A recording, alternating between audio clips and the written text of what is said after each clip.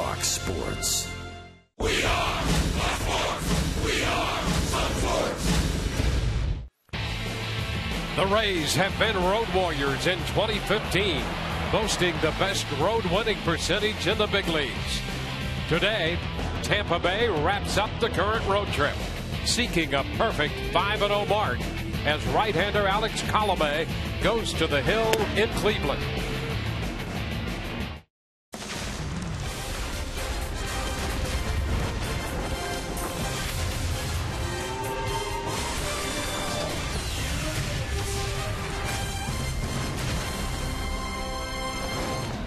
We greet you on a gorgeous day from Cleveland and Progressive Field, where the Rays and the Cleveland Indians wrap up this 3-game series on Father's Day.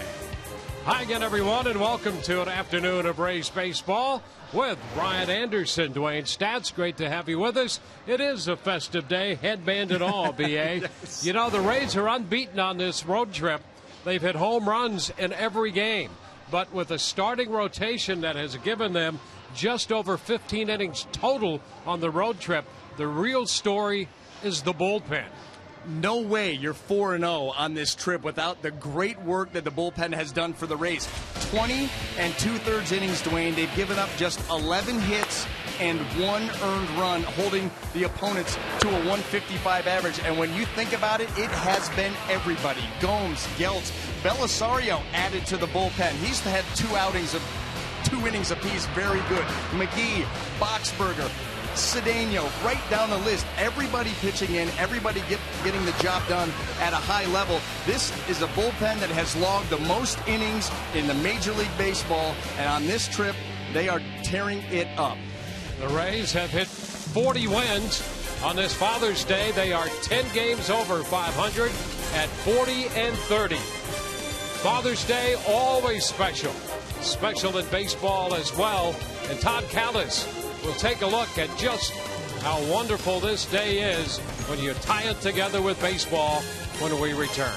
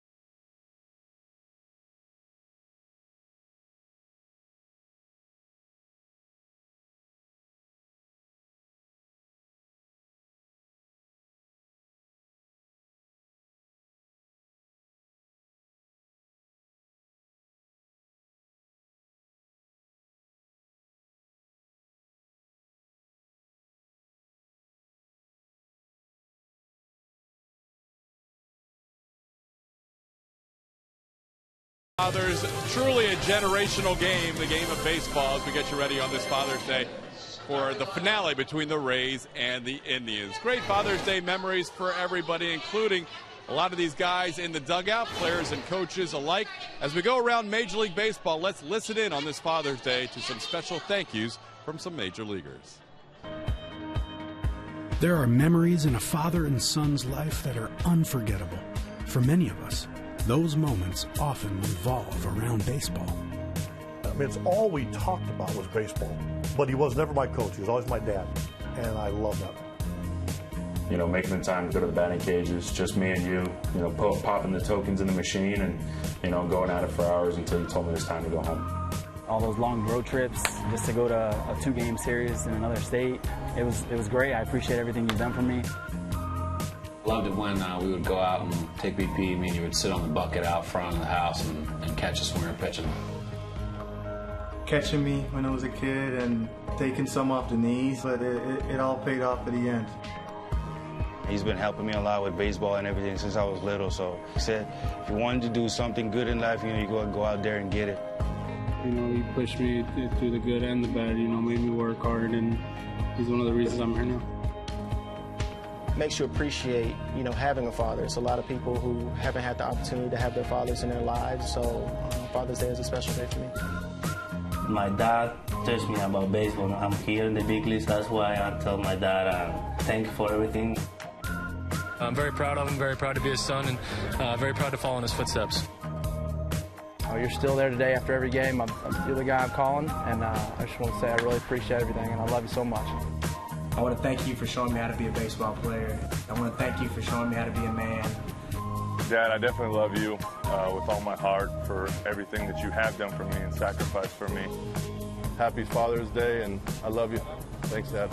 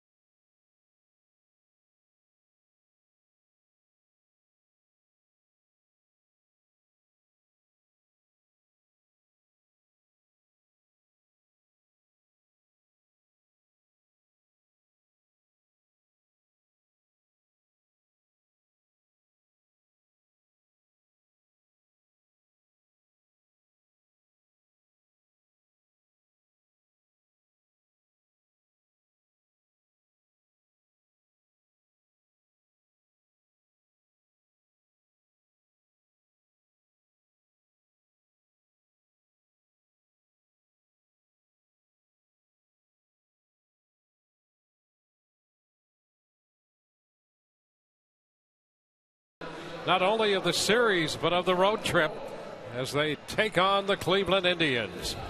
Starting lineup today presented by your Southern Ford dealers. Kevin Kiermaier is going to lead it off again, followed by Joey Butler and Evan Longoria. The DH hitting cleanup, David DeJesus in front of Logan Forsythe, and then comes Steven Souza Jr. As Jubal Cabrera hits seventh, Jake Elmore in there at first base, batting eighth, and doing the catching, hitting ninth is Kurt Casale.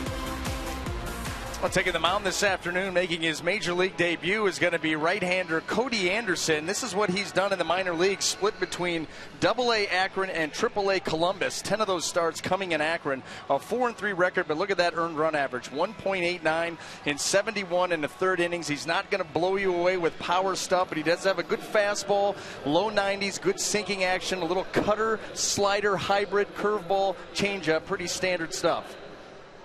Let's take a look at that Cleveland Indian defense and see how it lines up behind him in the outfield left to right. We have Michael Brantley, Michael Bourne, and Brandon Moss across the infield third to first. Mike Aviles, Francisco Lindor, Jason Kipnis, and Carlos Santana with Roberto Perez behind the plate. Well, the Rays get a look at Cody Anderson in his major league debut. 24-year-old right-hander, and here is Kevin Kiermaier to start things off. And a liner, one short hop to the shortstop Lindor, and he makes the play on the pickup and throw to Santana. One pitch and one out. We are underway. That first pitch presented by Pinch-A-Penny.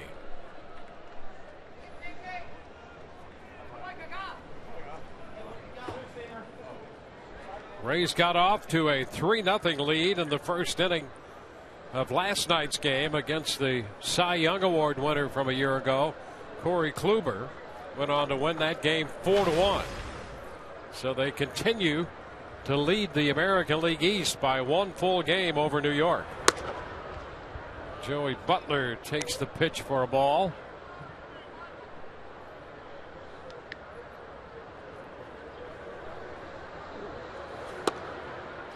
And a strike on the outside corner.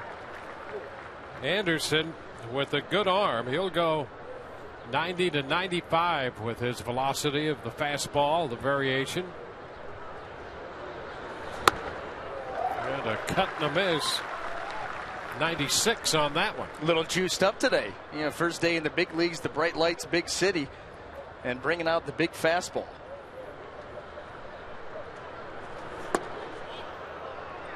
He just missed on that pitch. At 97. We're just climbing the ladder. He's busting all the scouting reports. Not a big strikeout guy, even in the minor leagues with this kind of heater. The secondary stuff still coming along. Wide with this one. And the count is full.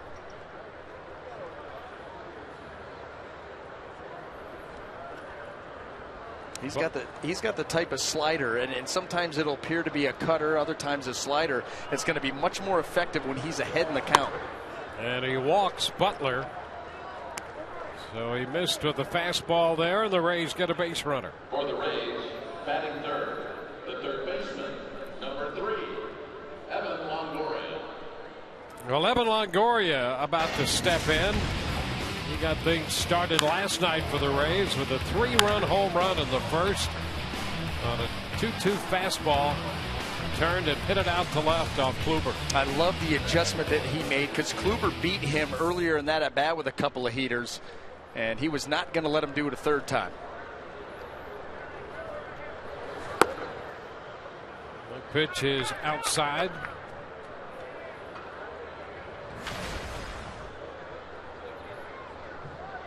.74 degrees here at game time. The Rays have a man at first and one out. And this time he picks up the corner, and the count is 1-1. Well, the one thing that we're seeing from here from Cody Anderson this afternoon is establishing the fastball early. It has been exclusively the heater. I've yet to see anything else as he tries to get something going. 1-2. Another fastball, and that one fouled away. You know, and here's the thing. Cody Anderson has a big pitcher's body, 6'4", maybe 220, 230 pounds. We can see that he's creating a good downhill angle, and when he's got this kind of velocity, the longer that you can hold out from going to your secondary stuff and giving this Rays lineup a chance to see it, the better. I mean, it's risky, one heater after another, but right now he's showing a very good one. Outside, 2-2. Well, 2 years ago, he was the minor league pitcher of the year for the Indians and took a step backwards last year. And then this year, between AA and AAA, has gone 4-3 with a 189 earned run average for 13 minor league starts.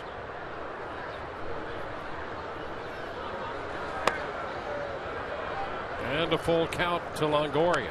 And this has been a troublesome spot. We've talked about the Indians' pitching woes here at Progressive Field, but they have had a real tough time getting any kind of consistency from their 5th starter. And they have run a number of bodies through there, Cody Anderson being the next man up, hoping that somebody can seize that job. Runner goes on the 3-2, and it's swung on and missed.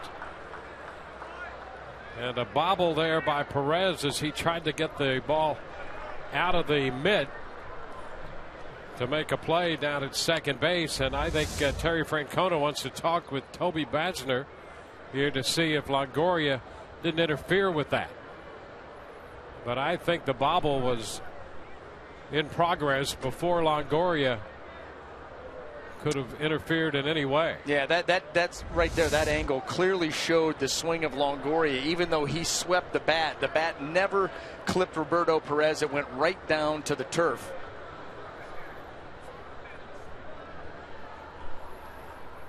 Evan Longoria is so anxious to swing the bat here. He's going to do it, but watch this clearly.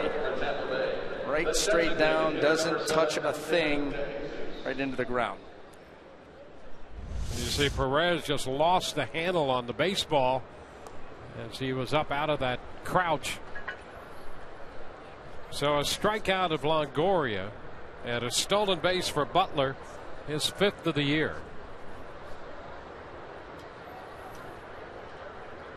Man in scoring position with 2 outs for David DeJesus.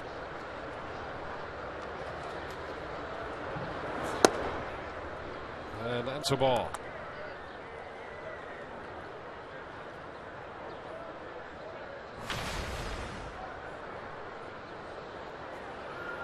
DeJesus starts the day at an even 300.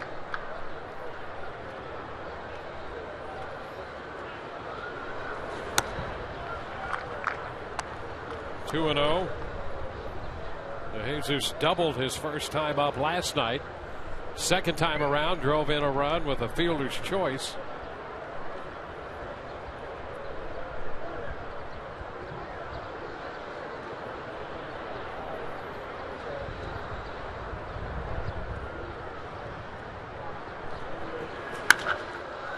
It's to the opposite side, foul and out of play. He's got the base runner on the walk to Butler, a steal of second.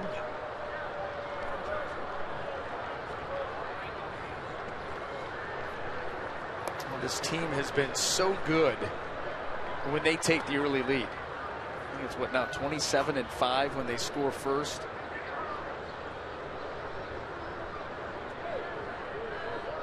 It's all about playing the percentages, and you'd love to get Butler home here.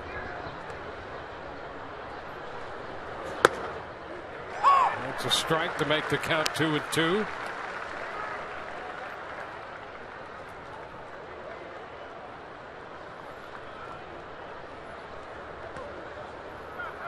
Cleveland drafted Anderson in 2011. The Rays drafted him the year before in 2010.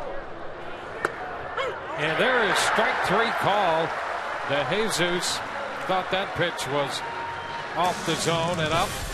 Called out on strikes. Man left, bottom of the first coming.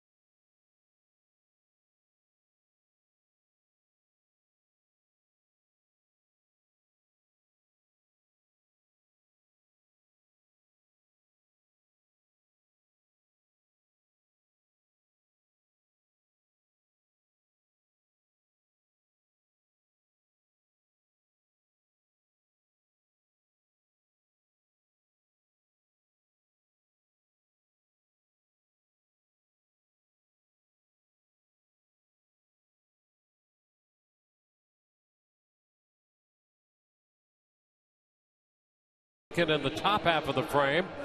Let's take a look at the starting lineup for Cleveland. Presented by your Southern Ford dealers. The red-hot Jason Kipnis in the leadoff spot, followed by Francisco Lindor, Michael Brantley, and David Murphy, 3 and 4, followed by Carlos Santana and then Brandon Moss. Mike Aviles, the third baseman, hit 7th. Michael Bourne in center out of the 8th spot. And Roberto Perez does the catching. Well, Alex Colomé looking to turn things around in his 11th start. His last outing against the Washington Nationals did not go well. However, the 2 starts before that against the Mariners and the Angels, he gave up a combined 2 earned runs and 11 1/3 innings of work, looking to get back to that kind of form and give the Rays a good start here today, because you have a feeling the way the bullpen's been used, he's going to be out there for a while. Yeah, there are only, you would imagine, a couple arms available out there as they start this game today against Cleveland. There's ball 1 to Jason Kipnis.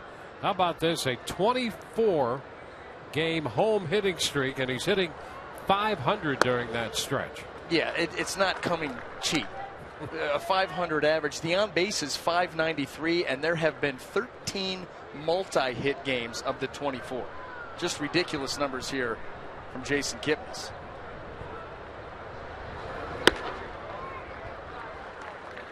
So it's a 3-0 count. He leads the American League now in hitting. He has leapfrogged Miguel Cabrera to take over.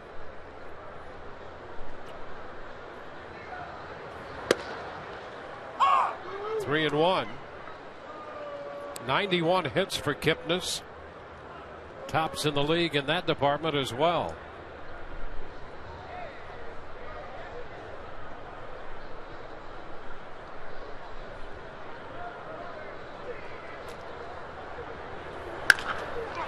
And a chopper to the right side for Forsythe. So they get Kipnis on the chopper to second base. Well, let's go ahead and set the Rays defense for you here this afternoon. Pretty typical in the outfield, left to right. Butler's going to get the start. Kiermaier and Souza Jr. across the infield, third to first. Longoria, Cabrera, Forsythe, and Elmore. Kurt DeSalle gets the start behind the plate.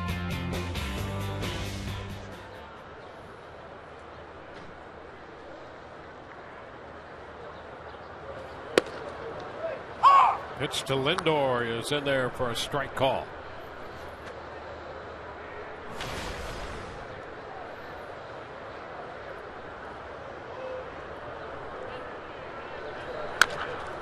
Chop right side. That's handled by Elmore.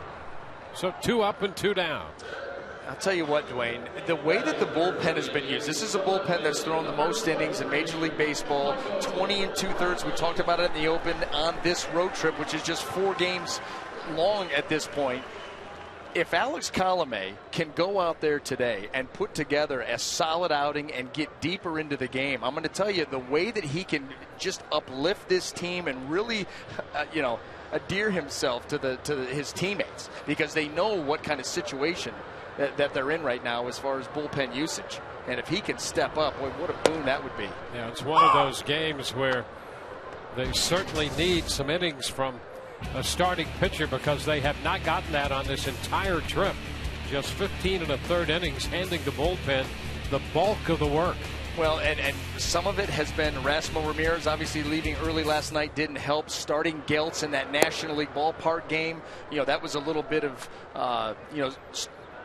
strategy, I guess you'd say, on the part of Kevin Cash, the way they wanted to piece together that game. So there have been some extenuating circumstances, why it's happened. Outhowever, you can't take away from the fact that they have performed beyond expectations. As good as they are, 1 earned run in 20 2/3 is outstanding. Yeah, it's been amazing the job this bullpen has done all year. And today's one of those days when it dearly needs some help from the starter. Boxberger last night closed it out. He's worked 3 days in a row.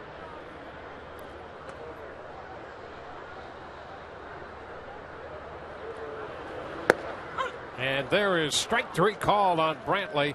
1-2-3 first. Good first inning for Colomé. On to the second, no score.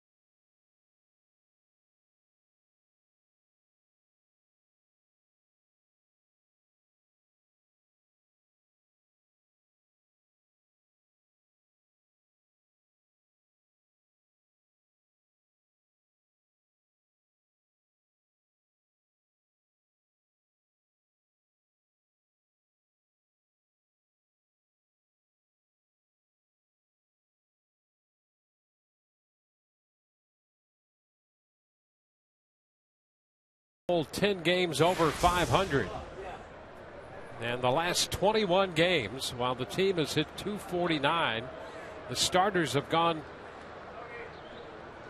to a 2.96 ERA and the bullpen 3.35 and the 22 home runs. So they're averaging 4 runs a game in that stretch, winning 16 out of 21.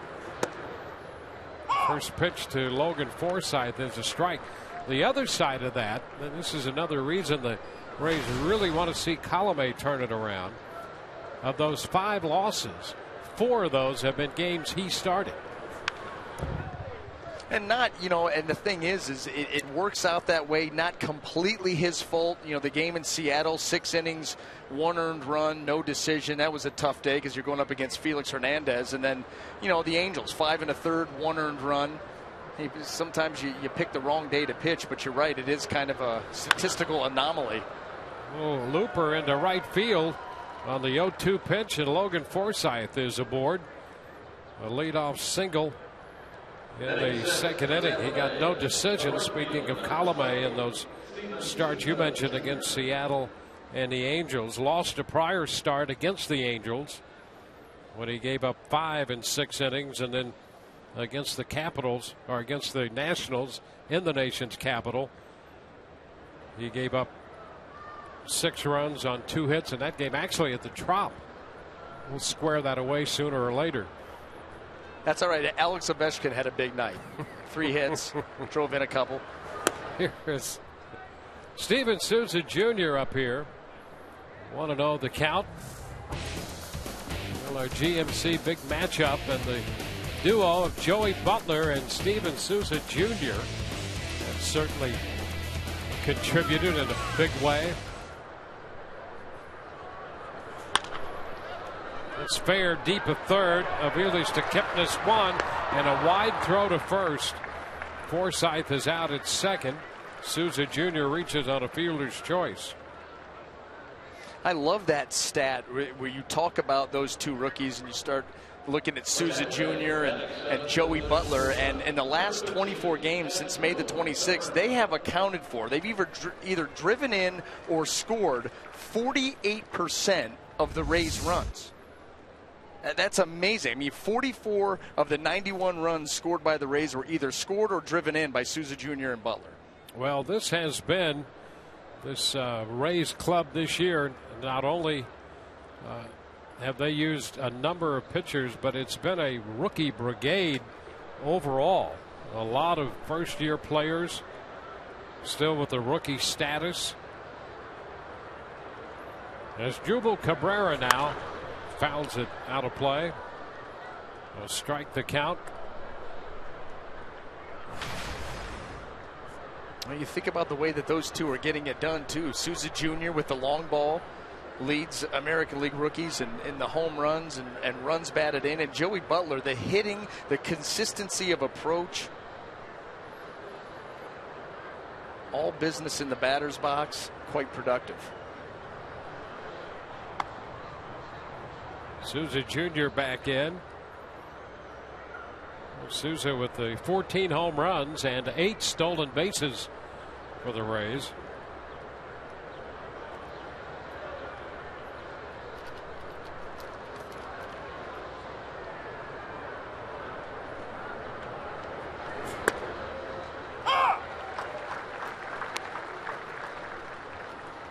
Nothing in 2 the count.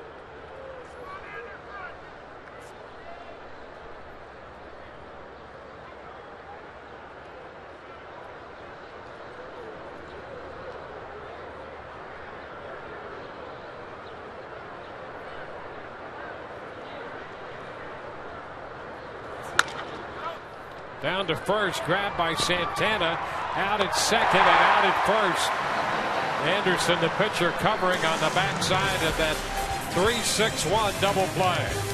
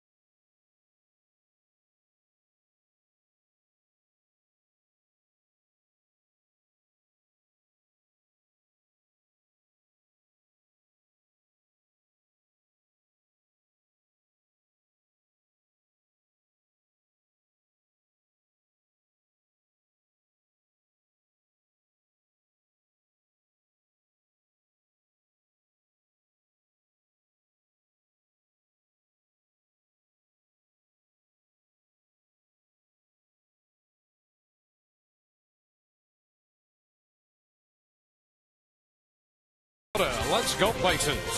By H.H. Gregg, top brands, low prices, fast delivery. Gregg's got it. And by Morgan Auto Group. Make it Morgan. We make it happen.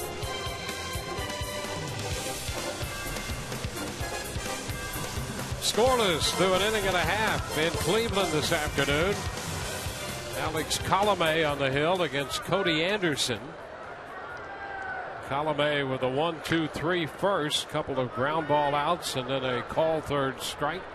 And here's David Murphy, the designated hitter, leading off. Pitch is a strike. Murphy, Santana, and then Moss due up for Terry Francona's club.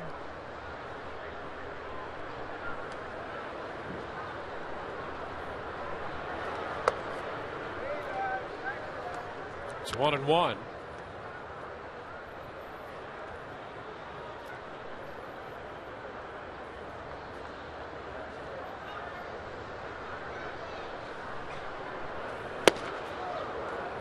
Ball, 2 strikes. The fastball ties him up. Well, the Colomé has shown the ability to get that fastball to both sides of the plate. And anytime you're coming off a start that he came off of his last time out against the Nationals, you want a quick start, and that's what we've seen thus far from Alex. Hot shot foul. You give up whatever it was. Let's see, 6 earned runs in 2 innings of work. You come out, give up a couple hits early in the ball game, first inning, base runners, and all of a sudden things can start to creep into your mind, especially when you're a younger pitcher looking to establish himself. But a quick start will go a long way towards you forgetting about that one. Yeah, that's a lot of base runners in 2 innings. 7 hits, 3 walks, and 6 runs in 2 innings. And he had that 40-plus second inning against the Nationals at Tropicana Field on the 16th. 59 pitches total.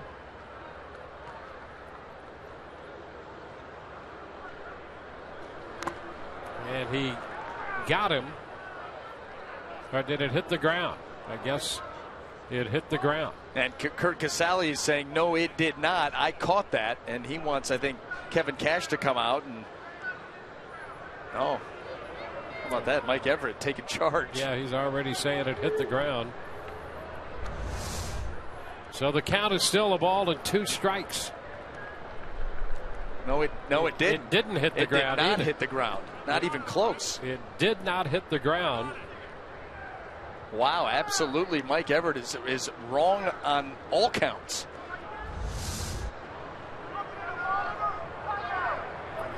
So Everett very emphatic. He's a lot more emphatic than anybody else on the field right now. You're not going to feel too smart when he takes a look at the video.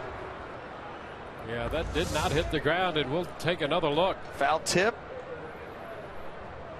Right into the glove. Wow. This one is foul. They have broken his bat on that one.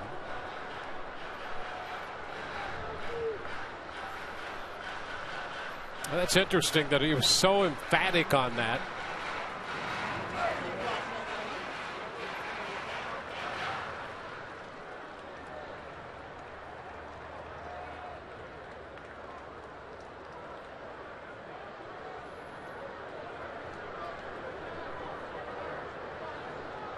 Still a ball, 2 strikes on Murphy.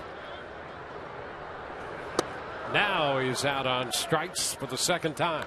Boy, he burned him right there with 94 downhill. I almost get the feeling there by the look of the swing that Murphy was looking for something off speed.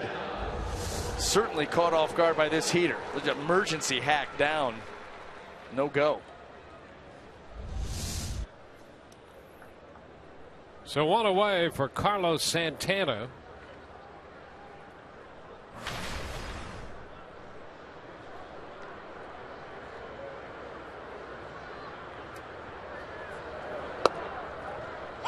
And the pitch is a strike.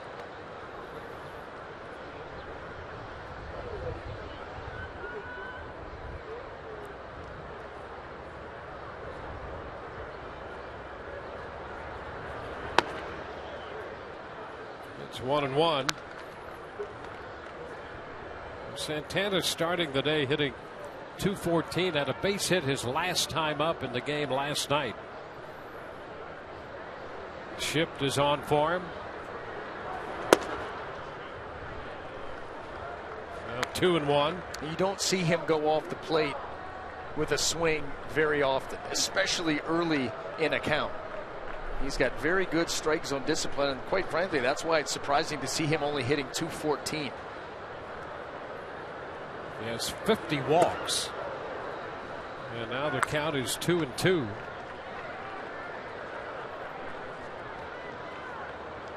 Walked once last night. And led Major League Baseball last year in walks. Very selective up at the plate. What he does do, though, is he allows himself a lot of deep counts, so he'll strike out too. Ground ball, and right there for it, Evan Longoria with the pickup. 5-3 out of the shift to take care of Santana.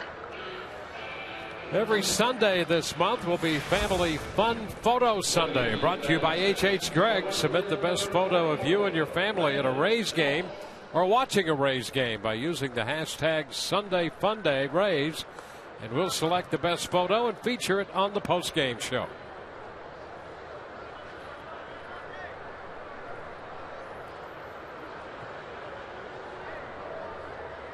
Here's Brandon Moss.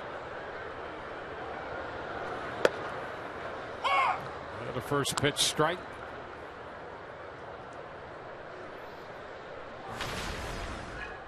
Moss hitting .237.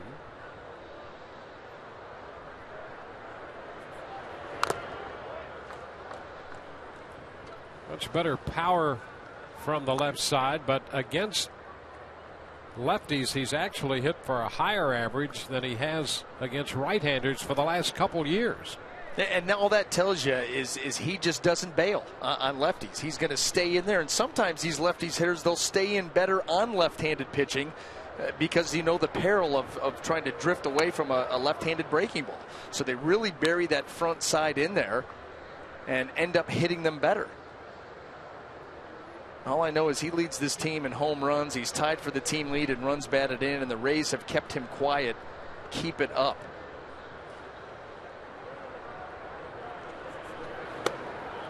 And he starts to go, but checks. 2-2. And you kind of wondered if that power was going to come back this year. You know, he had off-season hip surgery, and you start talking about power hitters and hips and explosiveness. What were you going to get? Well, 11 home runs, not too shabby.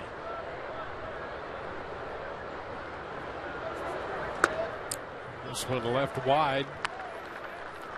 And it's a 3-2 count. Still trying to get the feel for that little breaking ball, that slider. You know, we took a look at it. He struck Michael Brantley out on that breaking ball looking. Was not a very good one. Kind of hung, very little break, just caught Brantley by surprise. But you're right, the feel out in front has not come yet. There is strike three called on the fastball. Got it on the corner. 1-2-3 go the Indians in the second inning. On to the third we go. The Rays nothing and Cleveland nothing.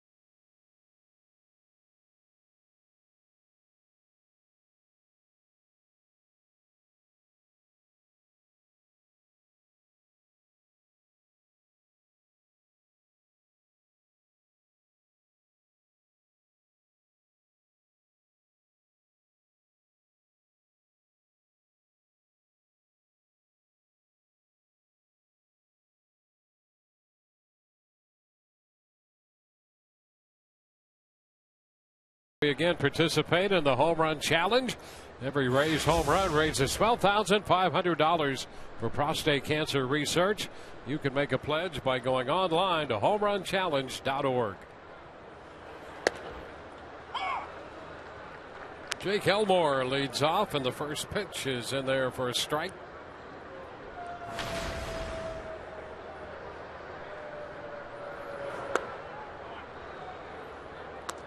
One and one. Toby Basner, 30 years old. He made his major league debut just about 3 years ago. Fly ball to center. Michael Bourne handles that. Elmore's the first out. Basner broke in on the 24th of June in 2012 out of Bowling Green, Ohio.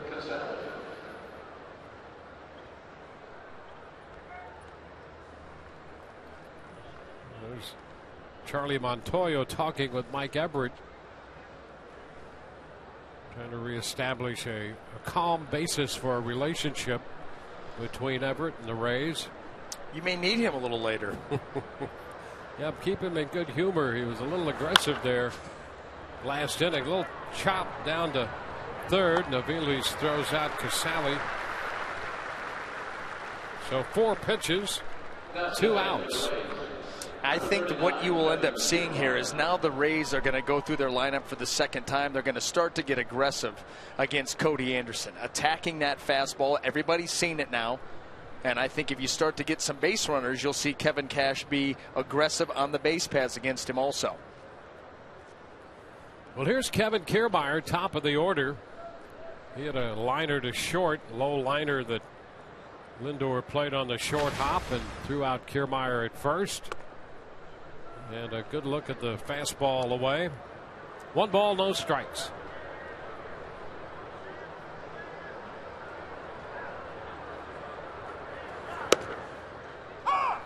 One and one.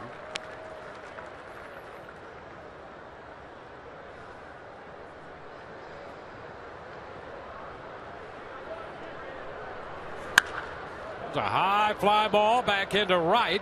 Moss will go back just in front of the track and now on the track and makes the catch to retire the side. Some carry on that one from Kiermaier, just not long enough.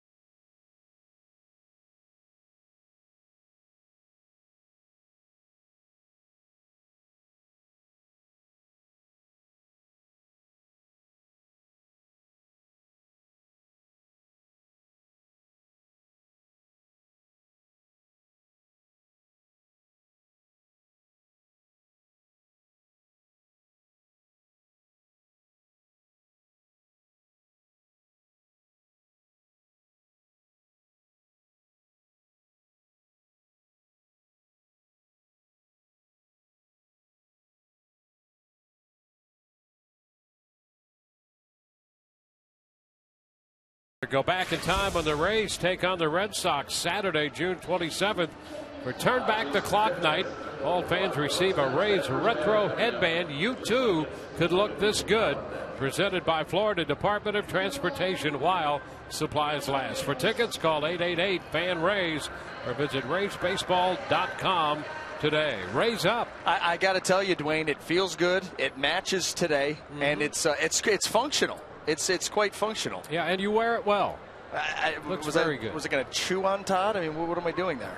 I will tell you this. He should have given me that about 15, 20 minutes earlier. It was smoking hot down off that turf, and all of a sudden, as a parting gift, he's going to give me the headband. A little tardy, Todd. Yeah, but still a generous offer by a generous man. Well, listen, he gave away the hat last night, the cowboy hat, to the random Ohio State fan. Yeah, when it looked so good on Todd himself. It was a perfect fit. It did, especially when he pulls it down over his eyes, makes him look mean. Yeah, like he's in the pool hall or something, in the saloon, waiting for the bad guys to come in. Don't spill his adult beverage if you like that pool stick. Where it's at. 2-1. There he is. Yeah, just waiting for some hombre to come in, and then the generosity got the better of him. He gave it up.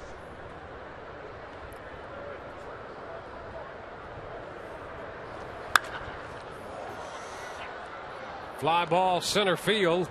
Kiermaier waiting for this one. And Aviles is the first out in the third.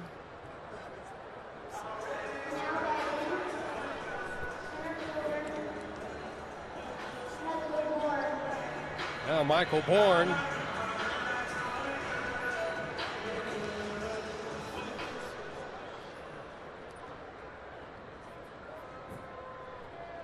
Seven in a row retired by Colomé. Bourne shortens on the bat, takes ball one.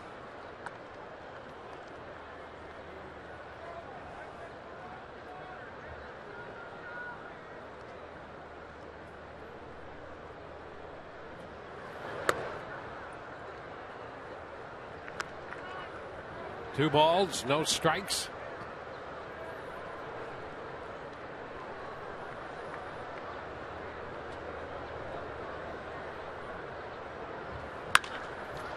Down to short. Cabrera plays that one to first. So a couple of quick outs in the third. We'll get the catcher Roberto Perez to the plate as Cabrera handles the ground ball by Michael Bourne. Well, and Alex Colomé is really settled in here, at least with the fastball. You know, we talked about the last half inning trying to get some more consistency with the breaking ball. That's going to be a pitch for him that's going to have to come around during the course of the game today, because that's his second option against right-handed hitters. Really fastball slider primarily against them, and he needs them both.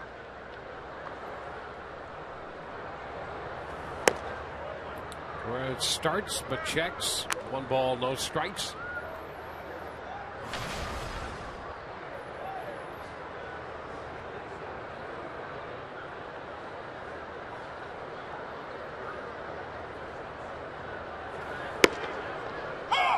Colomé gets a strike out of that. It's 1-1.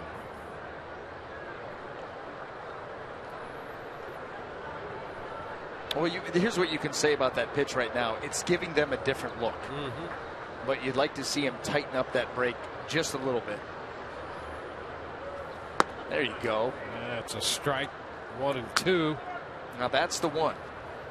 That's the one there that he keeps it a little shorter, a little tighter, and gets a little bit more depth out of it at the same velocity. That's beautiful. Well, if he can get that one going, it could be a good afternoon indeed. And he strikes him out looking, followed it up with a fastball. 1, 2, 3, 9 straight, retired by Colomé.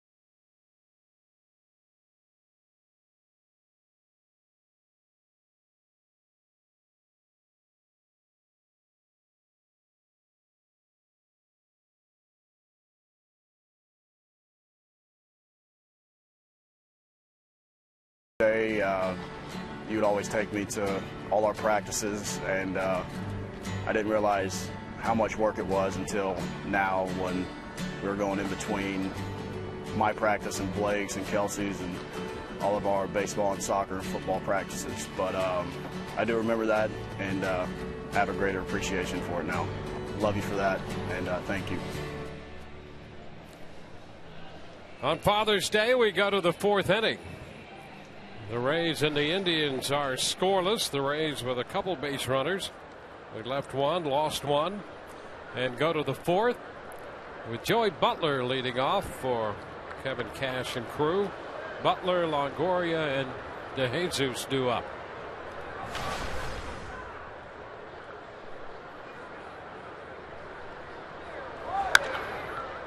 He lifts it to the right side. Out goes Kipnis. He lost it, but Moss in from right is there and makes the catch. Kipnis out from second base and just lost sight of it. Yeah, you could see the panic in his body language as he goes up, thinks he's got a beat on it, and all of a sudden is kind of letting everybody around him know, I have no idea where this ball's going to end up. Right here. I can't find it. Well, fortunately for the Indians, Brandon Moss could. There's Evan Longoria taking a strike. Pitch in the lower part of the zone. You want him to elevate that heater because when he drives it downhill, it's just tough to drive. Tough to get underneath. You can see that angle that he creates to hit one of those and get any kind of lift is extremely difficult.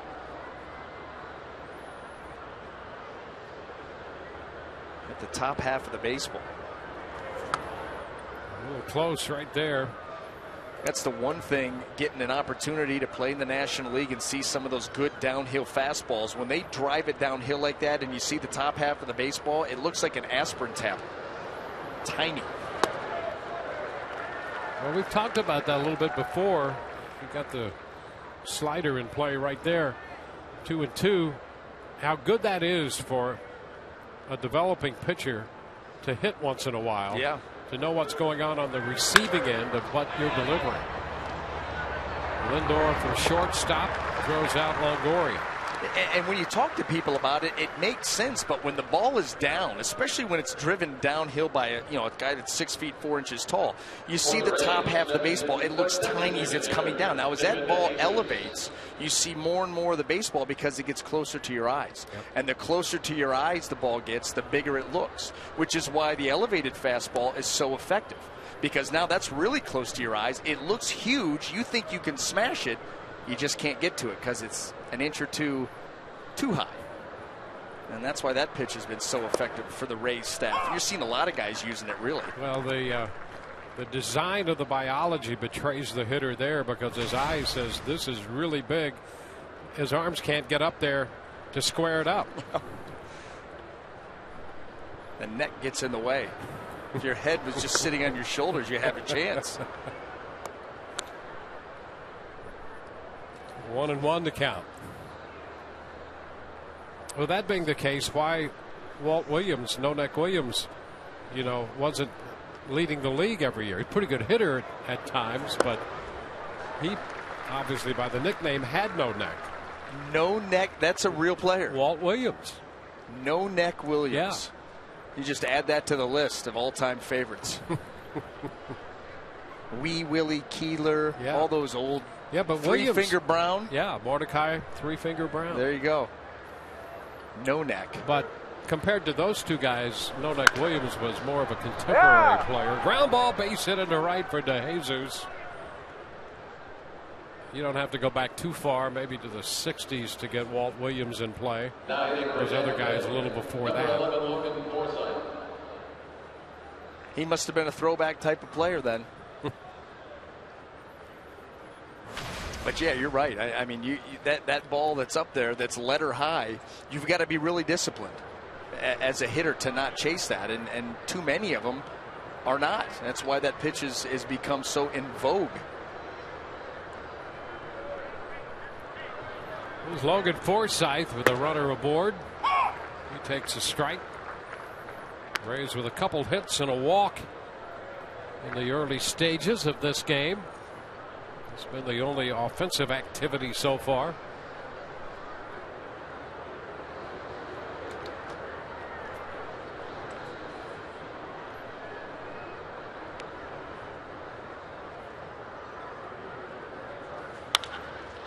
Lifts it into center. As Michael Bourne drifts back to make the catch. No runs, a hit, and a man left. No score through 3.5.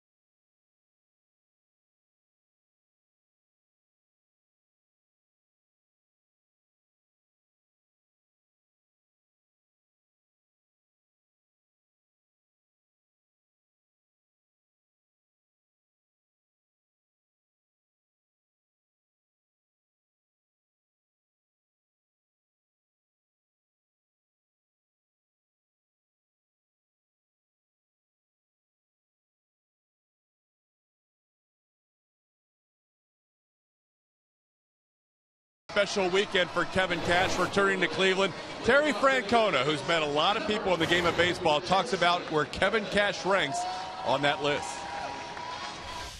He impacted everybody here.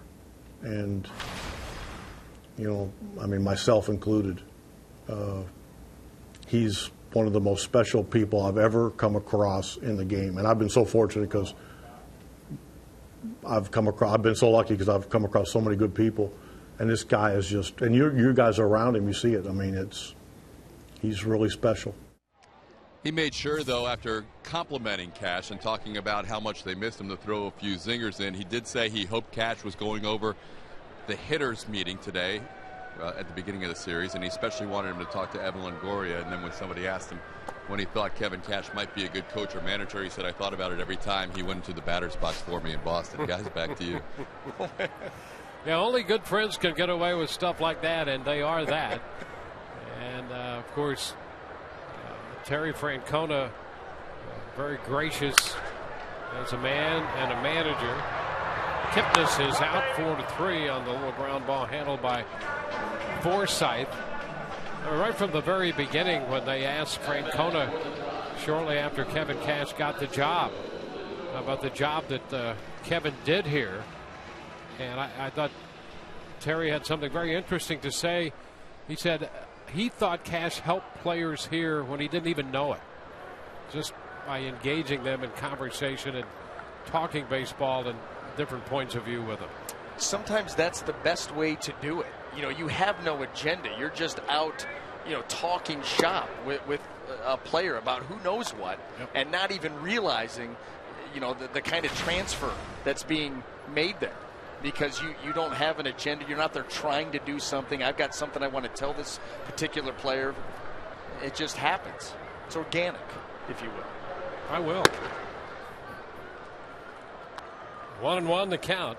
Well, the other thing about Francona that I think sort of sneaks up on you, you know, that long run he had in Boston, left there, and then here in Cleveland the last couple of years, he's put together 10 consecutive winning seasons as a manager between Boston and here.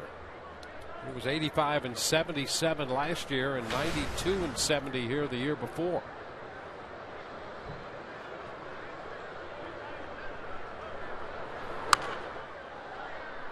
a foul ball out of play, 2-2. You know, he's got enough of a resume and a track record now that wherever he goes, when he left Boston and took that year off and then comes in here to Cleveland, it's instant legitimacy to not only the organization but the players. The players are going to respond to Terry Francona because of his resume. And guess what? He knows how to manage.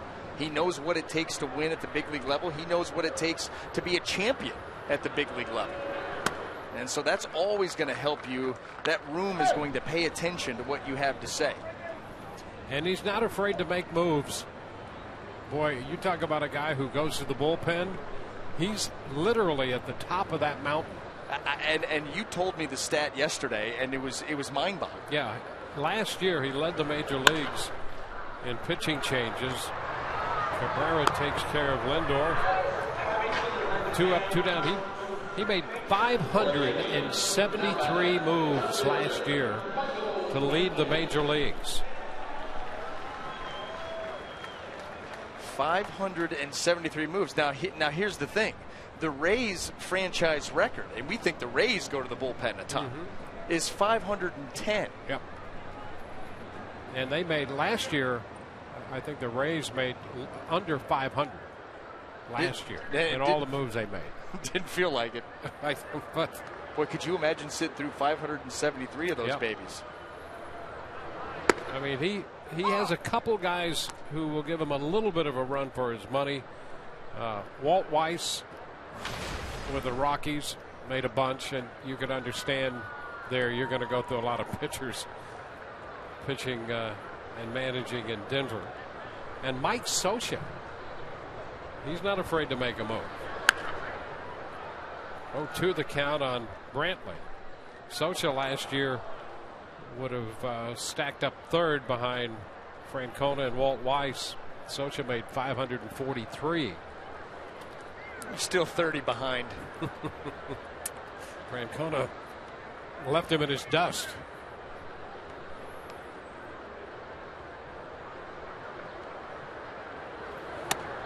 Upstairs, 1-2.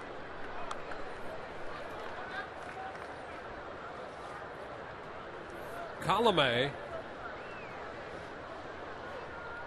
pitched against this team, the Indians, last year and worked 6 1/3 scoreless innings. This one popping away from Casale too high. It's 2-2. Struck out 6 and walked 1. Gave up 4 hits in that outing. Right at the end of the season last year on the 27th of September.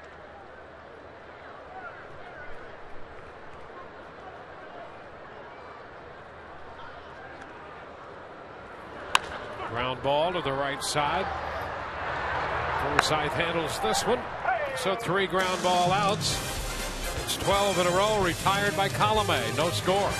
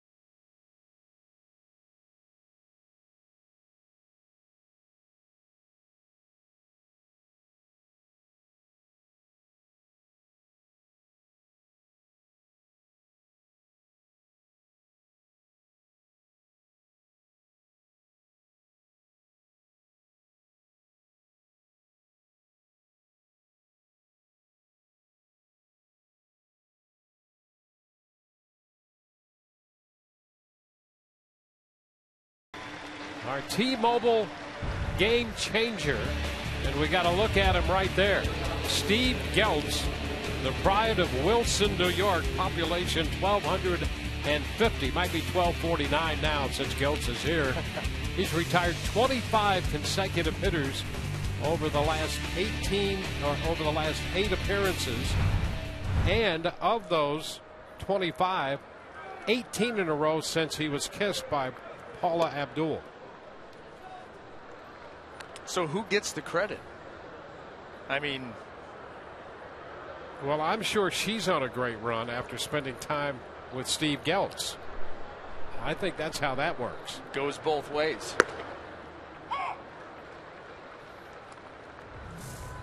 There you go. See, he had that great streak going, and she just wanted to see if she could get some of that same expertise.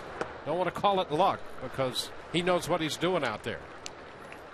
Well, so far, as it stands right now, that kiss has been worth 6 perfect innings. Got to make sacrifices, I guess. Anything for the team. That's right. There is a great stop by Kipnis on the ball hit by Souza Jr. Kipnis is doing it all now. He's hitting .500 at home. Got a long hitting streak going and making great plays. Think about Friday night, some of the plays that he made. Was shocked that he wasn't in the lineup last night as far as, DH, but not out at second base because of this. His ball's roped. And he dives, that ball's behind him, and he's out in the grass. Steven Souza Jr. completely robbed there by Kipnis.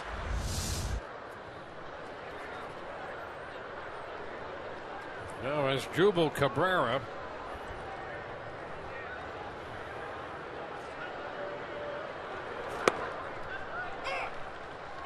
there's a strike. There's another look at the play by Kipnis. Well, you have no time to react. Get it going as quick as you can, and then look at that. Full extension, and that ball a couple of feet off the ground. Ground ball. That one's going to go through the hole on the right side. And Cabrera picks up his first hit of the day. Hit number 3 for the Rays. Kipnis had put together a couple of very good years and then ran into a little issue and back having a great year this year. Yeah. And there are those who felt that he just almost became muscle bound, that he worked out so much that he changed that, and there's more extension in his game now than there was before. And they say the same thing happened with Cody Anderson in the minor leagues. Runner goes, a little comebacker. He'll go to first. Elmore is out, and up to second goes Cabrera. We mentioned earlier that 2 years ago, Anderson was the minor league pitcher of the year in the Cleveland organization. Struggled last year, and there's a feeling that he did the same thing. You got to find the right balance between strength and flexibility. That's the bottom line. And Jason Kipnis, you're absolutely right. That's what he did, looking to hit more home runs. Had a good year. So now you're like, okay, I want to up the power numbers. I'm just going to get stronger. Well, you start to tie up that. Your swing isn't that fluid. The hands aren't as crisp and quick. And everything kind of slows down. And the same thing with Cody Anderson. He comes off of minor league pitcher of the year. I want to get stronger, be able to pitch deeper. I mean, in the big leagues, you start eyeballing the big leagues and you're thinking that's an extra month. So I need more strength. Maybe it'll help me throw harder. And, you get a little bit too muscle bound. And it has the adverse effect. So, you got to find that balance. You got to be careful. Terry Francona said that he felt Anderson realized that he might be on the Indians' radar now. He had a good year. Yeah. He was pitcher of the year in the minor leagues. Okay, now I'm going to really get after it. Well, maybe he overdid a little bit. No doubt. And that's exactly right. You start to smell the big leagues, and then you start to look at that schedule. The minor league season, let's remember, it's April to the end of August. And so a big league schedule is a month longer, and then postseason. So, if you have a chance to make it that far. So, that's what Jake Odorizzi, he got his first taste of a full big league season last year and said, hey, wait a minute, I want to get a little bit stronger. He did it smart. He went majority lower half so he could get deeper into games and deeper into the season and not lose anything. And we saw the effects of that. He came out and, Jake was one of the horses on this staff. and will be when he comes back. 1-1 the count on Curt Casale. Casale grounded out to third his first time, making his third start since joining the club from Durham. The pitch is too high. 2-1. Well, Anderson pitching into the fifth inning here, and you mentioned earlier about the look for a fifth starter in this rotation, and they've had a number of them. T.J. House and Sean Markham, Bruce Chen, Zach McAllister. And they're looking to fill that role. And the Indians figure that Anderson will get more than just one look. He's got a chance here, an opportunity to get a handful of starts and make an impression. Well, you like what you've seen so far from him as far as driving that fastball downhill. You know, every once in a while with the changeup, he wants to run away from it and really start falling towards the Rays dugout and leaving that pitch hanging up. But like even right there, kind of yanked that one, trying to do too much with it, where his mindset, and any pitcher, your mindset on your changeup should be nothing more than you get the grip, that whatever grip that you have, you get it and you think four-seam fastball. That's what you think. Don't try to do anything different. Just let the grip take care of the pitch speed and the movement. You think fastball with the delivery. 3-2. Casale's out on strikes. Missed the fastball. Rays leave a man at second. No score through 4.5.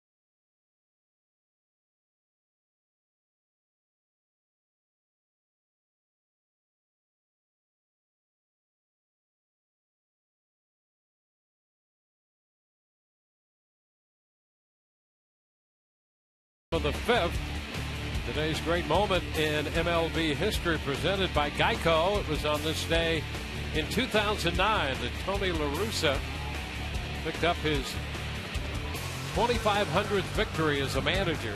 Cardinals beat the Royals 12-5, and La Russa became only the third major league manager to reach 2,500 wins. Connie Mack and John McGraw, pretty good company as managers go on that all-time list. Oh, yeah. David Murphy will open the bottom of the fifth.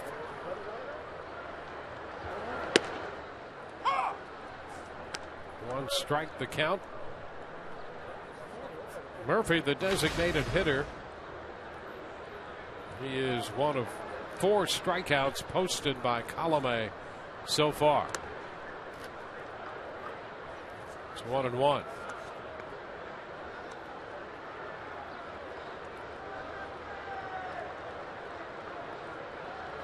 Alex Colome,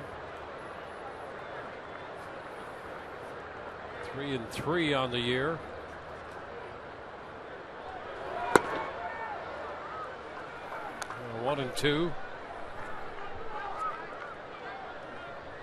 That was almost the same exact swing that David Murphy took in striking out in his first at-bat, and that fastball working its way down in the zone. Both of these pitchers have done a nice job doing that. That's why you see it scoreless. Murphy getting time from the plate umpire, Toby Bassner.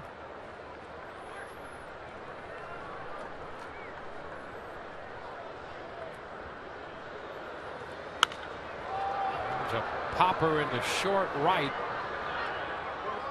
And Souza is there to handle that one. One gone. Come out to Family Fun Day Sunday, June 28th. The Kids Bop Kids play a post-game concert. All kids 14 and under receive the Rays Retro 10 lunchbox while supplies last. For more information, visit raysbaseball.com/concerts.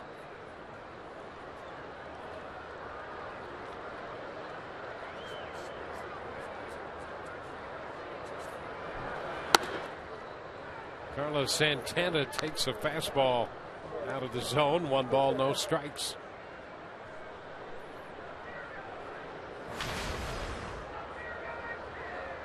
Rays had the shift on for Santana. And he hits this one a long way, but it's well foul. Thank goodness for change of speed, because Carlos Santana was all over that pitch, but way out in front. Well, someone was in line for a steak sandwich out there and had that baseball bound by them on the concourse. And a Bloody Mary. Fly ball into left, and that's caught out there by Butler. 2 gone. So 2 up, 2 down.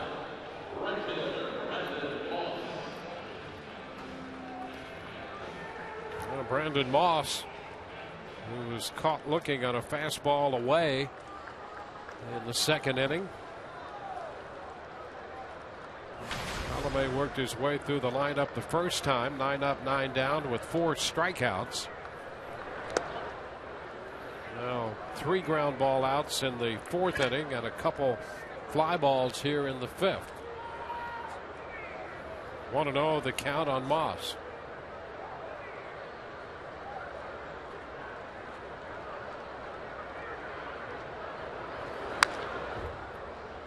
One and one.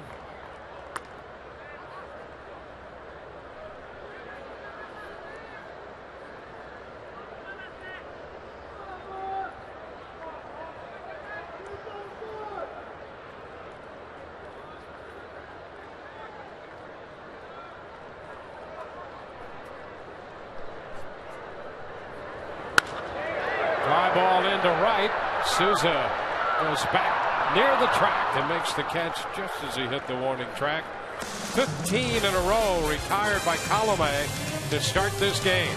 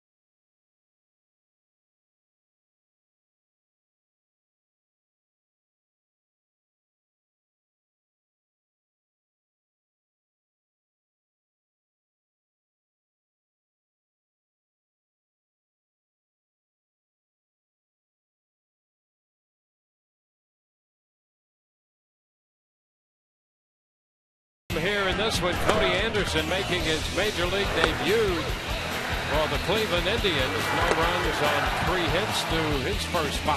Showing good poise, has settled in nicely, but guess what? Alex Colomé has matched him pitch for pitch. 15 up, 15 down. He's been good with the fastball. The breaking ball's getting better as the game goes on. Changeup being sprinkled in. It's exactly the kind of lift that the Rays needed from their starting pitcher today. Well, it's the top of the order for the Rays here in the 6th as Anderson starts his 3rd time through. 1 strike the count on Kevin Kiermaier. 1-1. Kiermaier out short to first and hit a fly ball into right center in the 4th inning, caught by Moss. Now it's 1-2.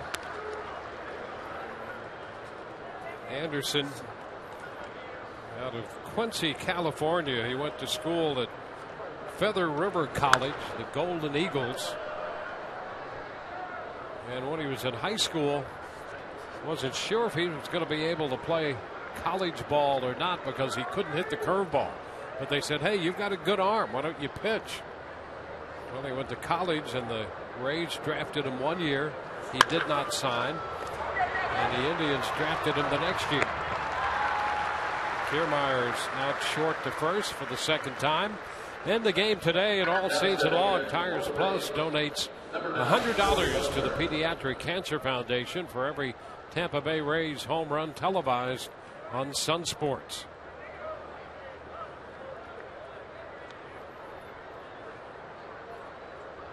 And that brings up Joey Butler.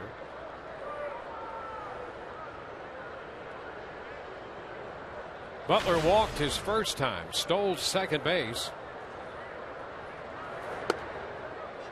Takes ball 1. Rays have had 2 men advance as far as second. Cabrera singled in the 5th inning and went to second on a ground ball. 2-0 the count to Butler, and then Butler with his base on balls in the 1st and his 5th stolen base of the year. Ground ball, shortstop Lindor picks and throws, and Butler is out number 2. In traffic. Boy, it looked there for a minute like Mike Aviles was going to try to cut in front of Lindor. You know, third baseman, they'll take anything that they can get to, but Lindor ignores Aviles and makes the play.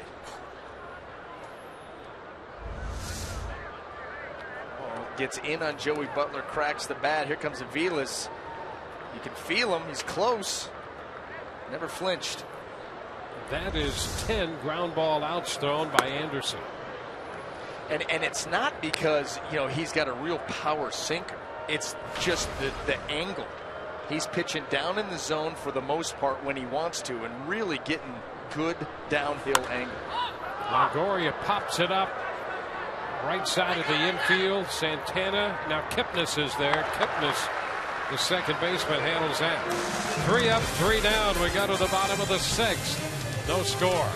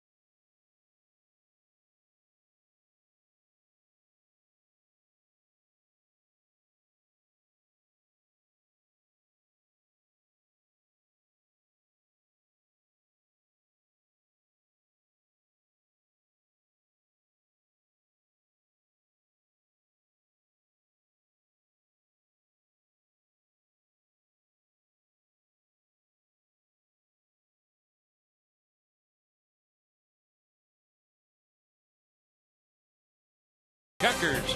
Get Checkers Authentic Philly Cheesesteak or try the new Meatball Sub.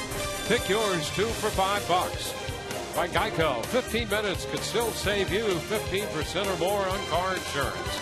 And by the Florida Department of Transportation, to remind you to drive sober or get pulled over.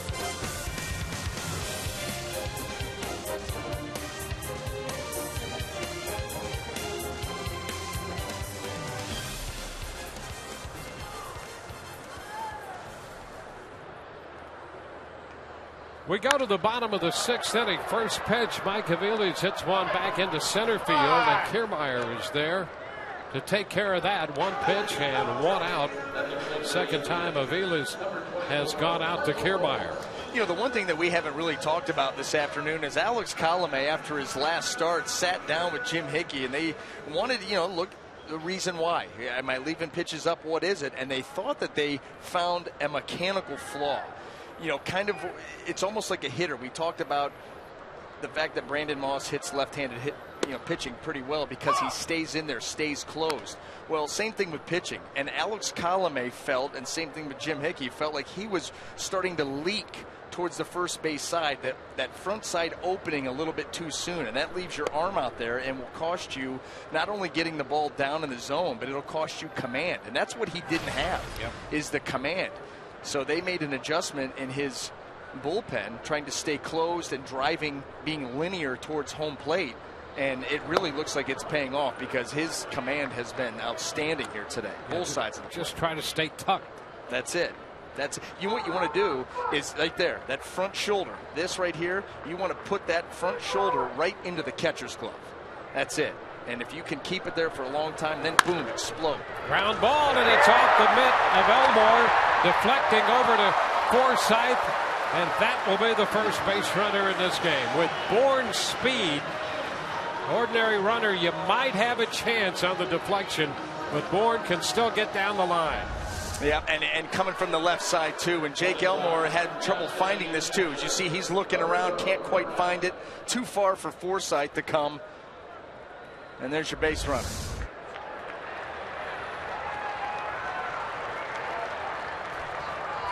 So Michael Bourne is the runner at first, and they're going to score to hit.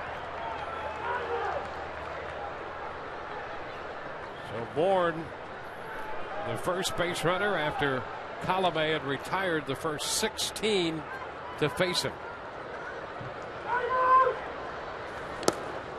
Pitch is down. Roberto Perez, the catcher, up there at the plate.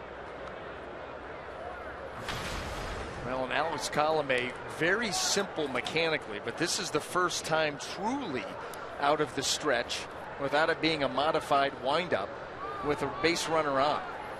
Well, here's the deal with Bourne as well. He leads all major league players in steals since 2008 with 295, but has not been that successful since coming to the Indians. Well, he has had a ton of hamstring issues, and boy, oh boy, when your game is built on speed and the hamstring starts to flare up multiple times, it's tough. And on top of that, you've got a pitcher on the mound who's done a great job of controlling the running game, just giving up 2 stolen bases in 6 attempts.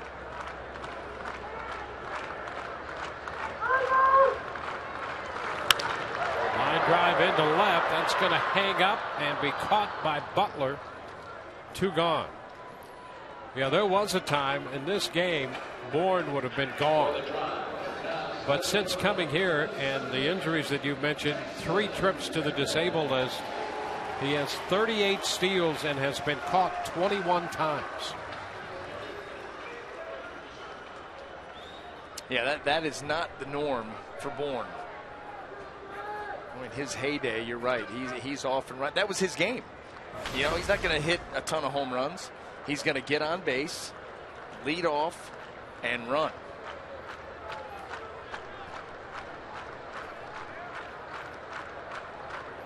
Top of the order, Jason Kipnis.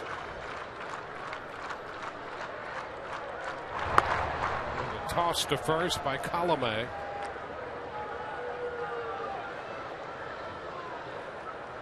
Infield hit by Bourne.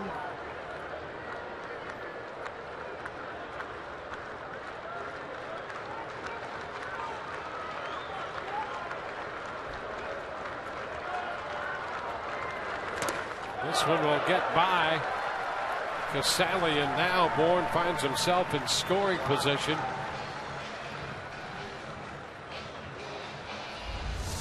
Well, the delivery here by Colomé looks like that was a slider, and he's trying to go down with, and he goes down and in and just yanks it right by Casali. The unfortunate thing is now you've got Bourne out in scoring position and a hitter at the plate that's due. I mean, he's 0 for 2 here at home. That doesn't happen often. He's the hottest hitter in the game right now. And a wild pitch has moved Bourne into scoring position.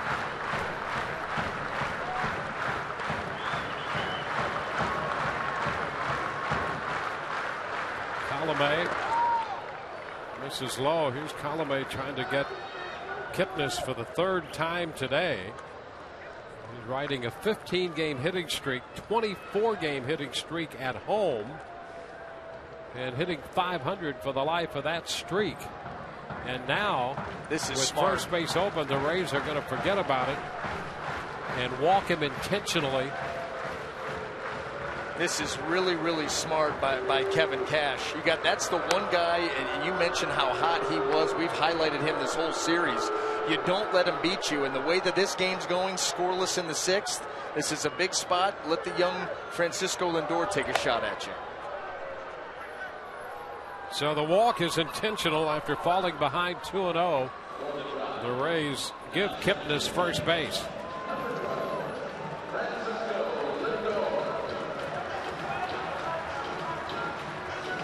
Now make a couple of pitches here and make your manager look like a genius. That's what the plan is here for Colomé. Lindor twice today has hit the ball on the ground.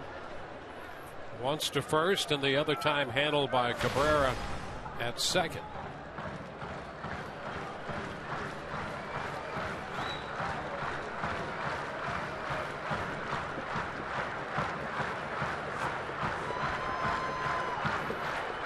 So here's Lindor, and the pitch is swung on and fouled out of play. An opening fastball from Alex Colomé.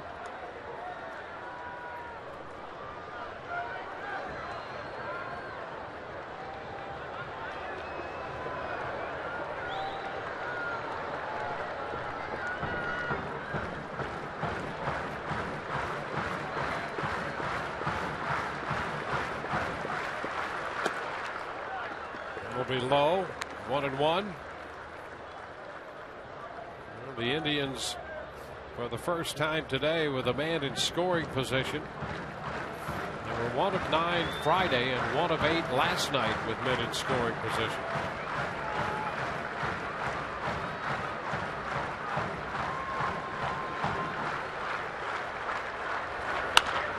Fly ball into left. Here comes Butler to make the catch, and that retires the side. No runs, the scratch hit, and 2 left. No score through 6.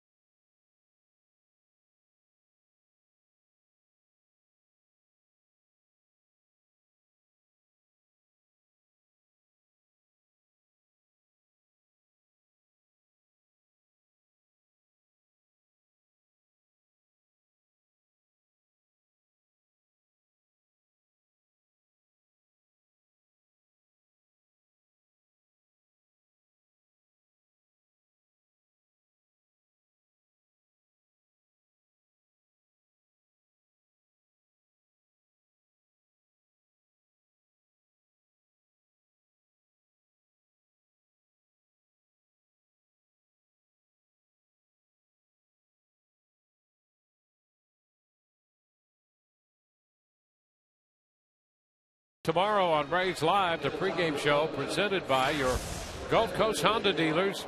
The red-hot Blue Jays arrive at the Trop, and I mean red-hot. They fell behind today at home against Baltimore. Now they've come back to take a 9-7 lead, and Orestes will break down Jose Bautista.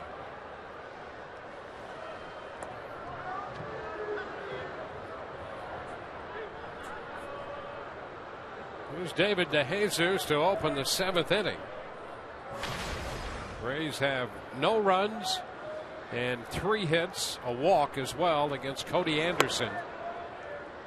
The pitch is outside. DeJesus has one of those hits, a base hit into right in the 4th.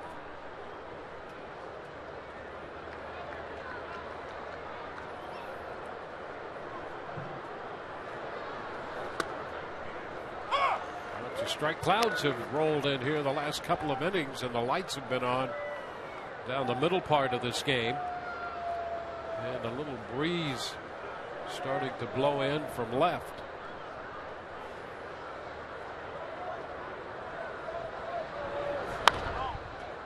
Bouncer foul. It's 1-2. Rays facing the rookie right-hander Cody Anderson in his major league debut. And he has shown signs of giving the Indians that 5th starter they've been looking for. You have to like what you've seen. Strong pitcher's build, driving the ball downhill, going up there by design after a couple of change-ups. He's throwing the ball well. 4th strikeout, getting DeJesus on the fastball. Right now, let's go to Todd Callis. I hate to interrupt you guys, but I have social media night's coming up. Oh. I have a selfie stick. You do? I do. Yeah. Well, you're not gonna let me turn real quick. Okay. I don't want to take here. Let's get it in. 1, 2, 3. Yes. All right, back to the action. But July 11th against the Astros, you get this selfie stick. Put your phone in there and take as many pictures as you want. Just that easy. Guys, back to you, but it's a pretty cool giveaway. It is a cool giveaway. Nice going. Wow. Kind of, I like the fact that you just worked it right into the broadcast and nailed the photo. Yeah, we did. All right, one more. Telescope. Pretend like Sousa just hit a 450-foot line. Perfect. All right, guys, back to you. Anything for the show when it comes to Todd. He could be dangerous walking around in the stands with that. I mean, lively, Mr. Callis. 1-1 the count here to Logan Forsythe. Mass exodus coming.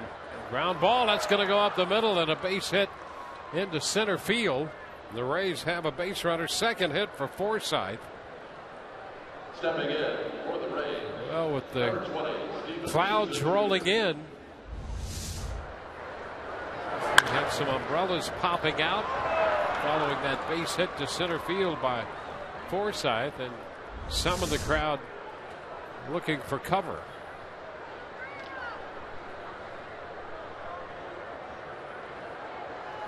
Steven Sousa Jr. 0 for 2, retired on an outstanding play by Kipnis in the 5th.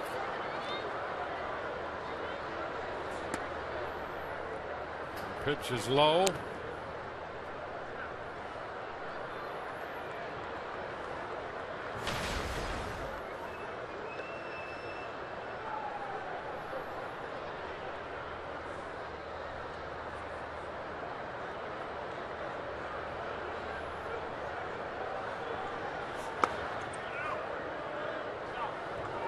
Two balls, no strikes. Well, you get the feeling that Steven Sousa Jr. is going to do something here. I mean, even the way that the approach that he's taken here against Anderson.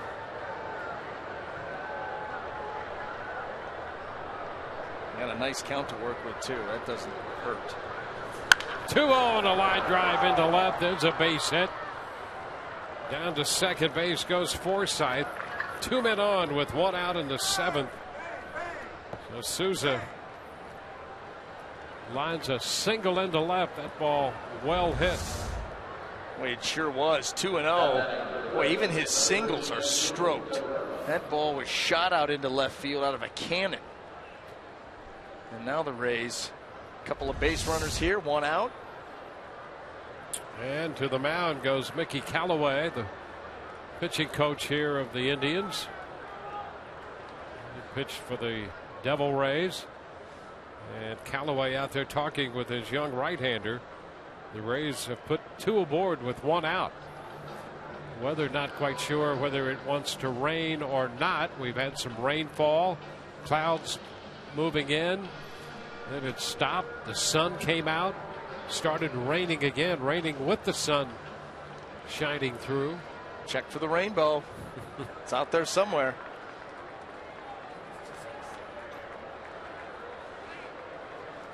Now as Drupal Cabrera prepares to hit. You want to find the rainbow?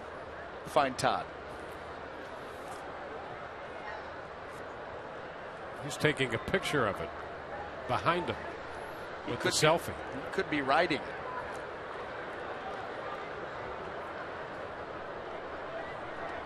Now Cabrera.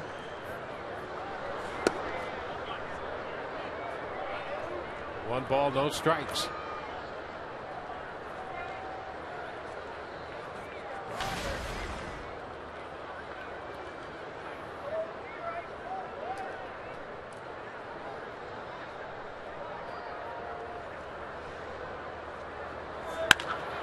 Shot into right field. Moss closing though and makes the catch, moving to his left.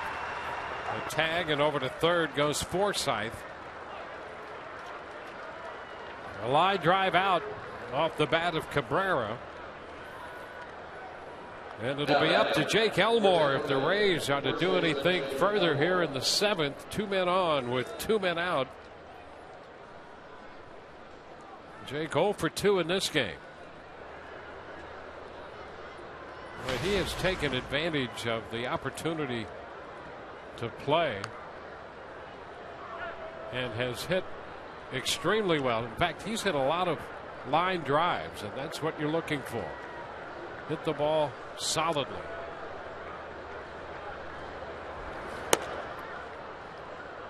A ball, no strikes.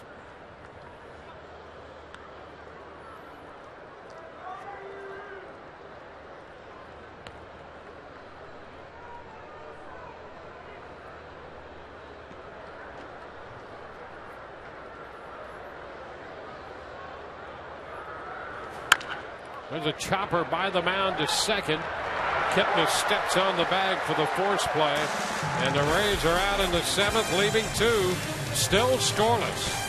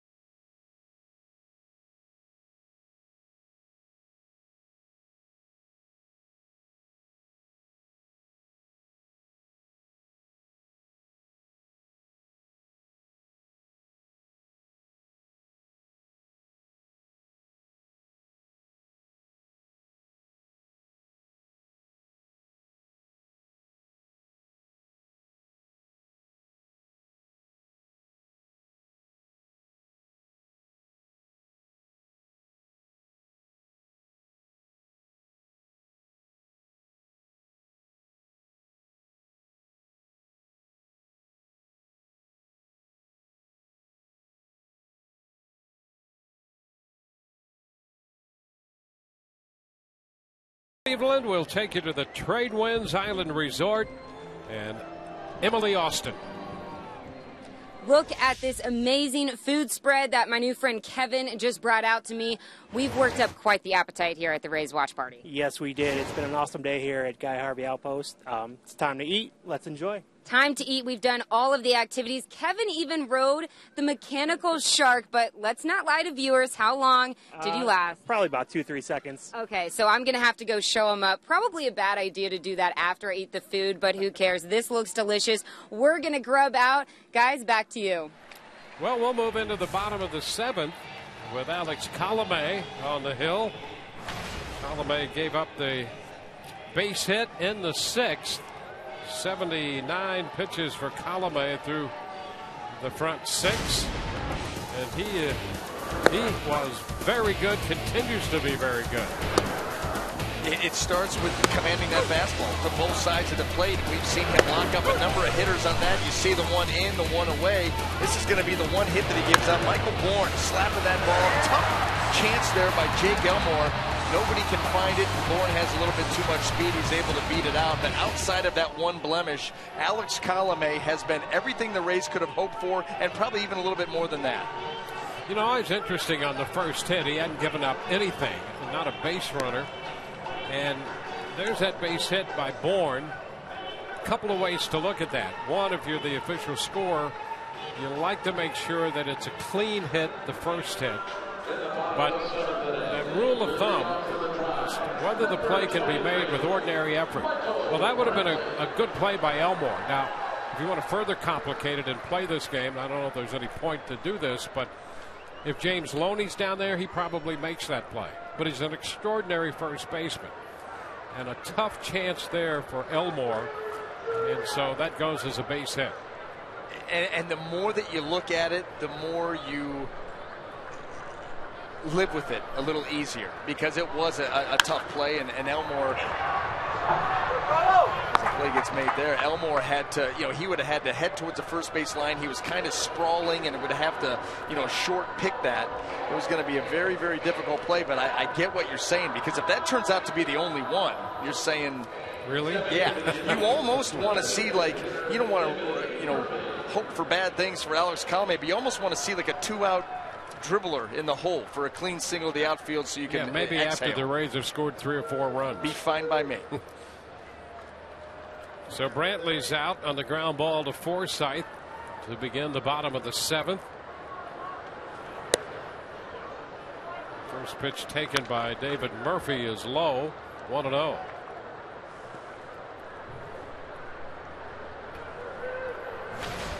Murphy hit a fly ball to right his last time, struck out back in the 2nd inning.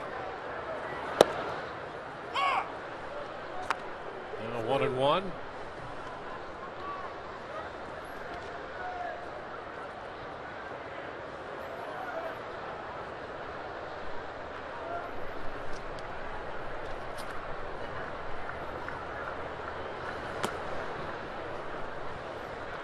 Two balls and a strike. Well, the Rays right-hander Alex Colomé retired 16 in a row before that infield hit by Michael Bourne.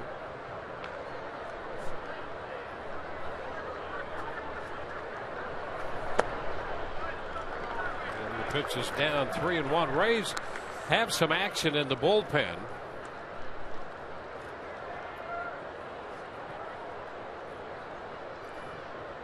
There's Cedeno. Xavier Cedeno, the lefty. Kevin Jepson, the right-hander. And ball 4. Murphy heads to first. 1-out walk here in the 7th inning. Every Sunday this month will be Family Fun Photo Day, brought to you by H.H. Gregg. Submit the best photo of you and your family at a Rays game or watching a Rays game by using the hashtag Sunday Fun Day Rays. We'll select the best photo and feature it on the post game. Jim Hickey's going to head to the mound. A meeting on the hill, infield around as well. 1 on, 1 out, bottom of the 7th, and a scoreless game.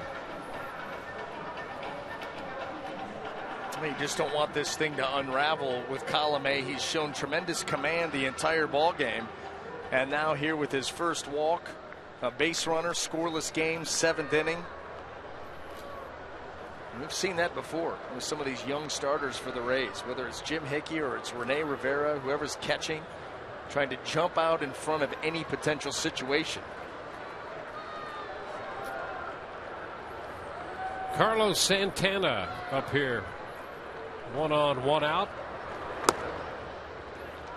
Pitch is too low.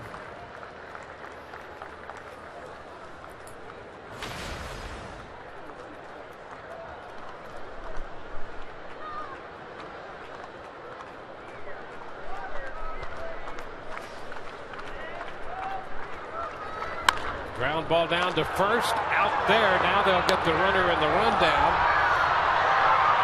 And he is tagged out for the double play. 3-6 on the double play. And we're headed into the 8th, scoreless.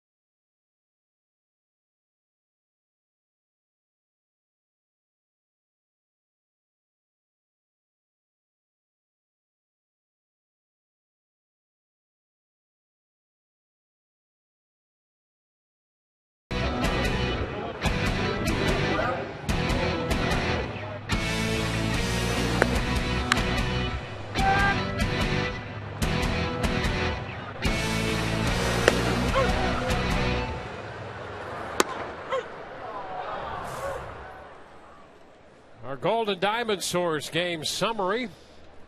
It's scoreless as we head to the 8th. The Rays have put together 5 hits and a walk. Cleveland just the 1 hit with a couple of bases on balls. One of those an intentional walk.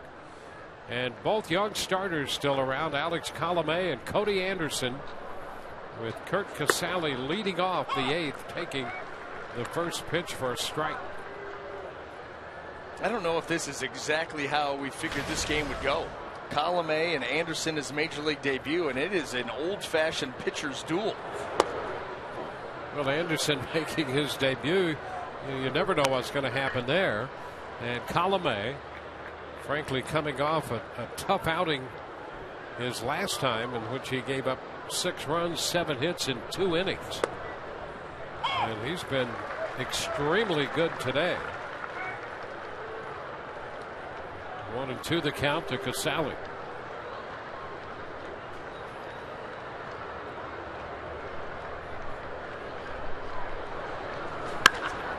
Shot to center field. That's going to send Bourne back, still going to the track, and makes the catch for the out. So Casali gave it a pretty good ride, but straight toward the 400 marker, and Bourne got back there with a lot of room to spare.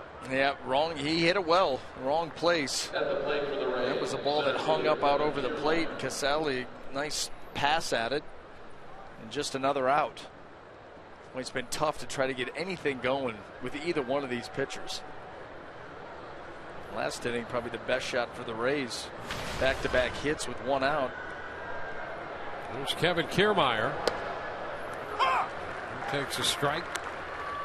Well, and now you're starting to see the secondary pitches sprinkled in. Primarily for Cody Anderson, it's been the fastball, the changeup. Now we've seen a couple of cutters. There was a big curveball, another one. It's 1-1.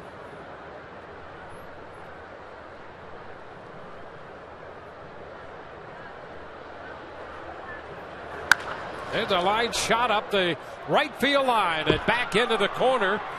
Kiermaier headed for second, and he'll stop there with a double. Moss played it out of the corner, and the Rays have a scoring threat. And I don't know who is moving quicker, Brandon Moss or Kevin Kiermaier. This Cleveland Indian team fully aware of what Kevin Kiermaier is like on the base paths. And this is a hanging changeup, and he's thrown a number of those today as he kind of pulls off that pitch. And Kiermaier gets it into the corner, but look at Moss getting over to it quickly and getting rid of it quickly to try to keep Kevin at second base. Well, he gets to top speed so fast.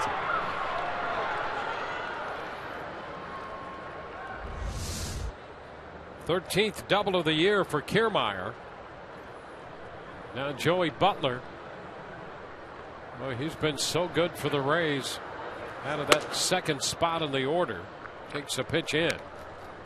What have we talked about Joey Butler? His success has been up the middle the other way. What are the Indians doing with him right now? Well, they're giving him the right side. They are, but they're pounding him in. It's been fastball after fastball. In fact, the last time up, the ground ball broke his bat. They are trying to not allow him to get extended. They keep pounding him in. And let's see what happens here with a look back to second, a little turn. Kiermaier there. And Kipnis trying to keep him as close to the bag as possible. This would be when you would go, you know, with one out.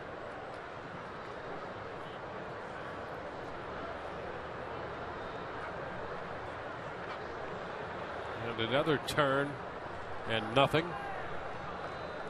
And this Indians defense right now is set up perfectly if they continue to pound Butler in. If they go middle of the plate, middle away, this sets up to Joey Butler's strength. Because you're right, that right side of the infield pretty much wide open outside of Carlos Santana. But and he takes a pitch over but low. 2 balls, no strikes. Yeah, you see most of the time up the middle, the rest of the time to right. And a lot of ground balls too. These aren't just balls in the air, but the Indians are playing him as if to pull, as if to pitch him in, which is what you see set up Perez in, and he's leaving those pitches out over the plate. 2-1 the count.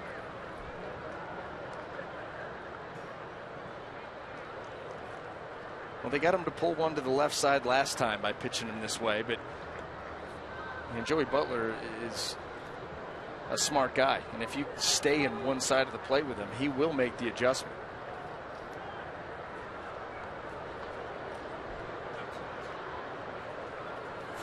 And a big cut and a miss. He tried to make a big adjustment there with that cut.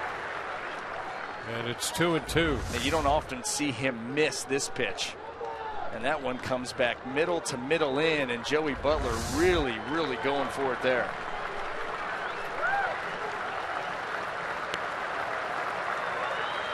Two and two now. Ground ball toward the middle. Lindor with the pickup, and the throw to first. Over to third goes Kiermaier, and they wound up getting Butler on the ground ball to short. That will be interesting to see going forward if the teams start to make that adjustment with Joey Butler and start pounding him in.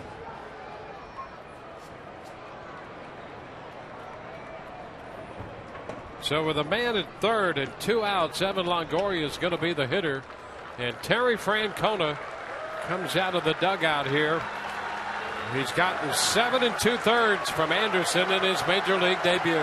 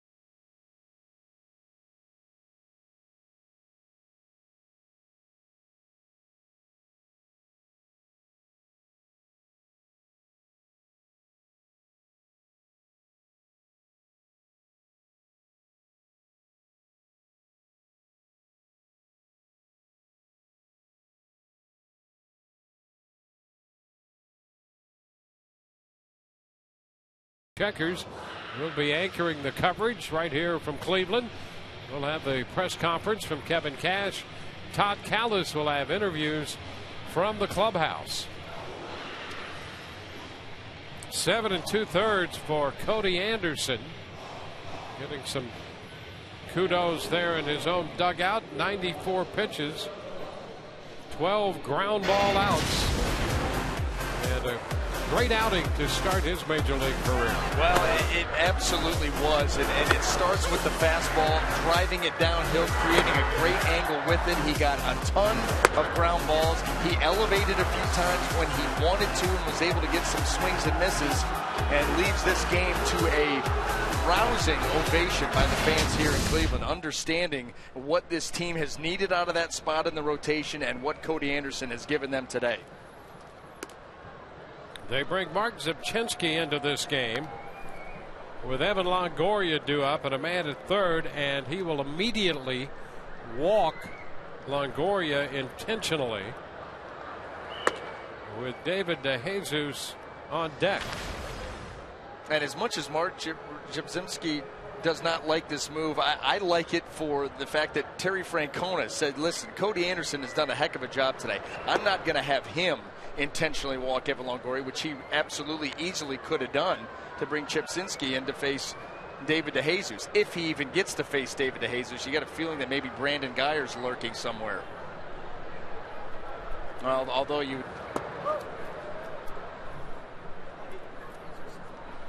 And the fact that DeJesus being the DH too, you'd lose that.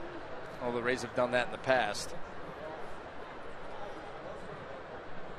Well, they have DeJesus due, but it's going to be Franklin coming off the bench to pinch hit for DeJesus.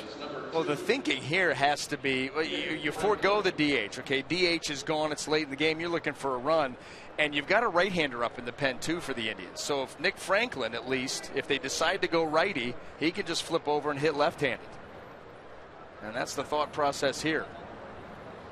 Terry Francona making the decision, what hand do I want Nick Franklin to hit with?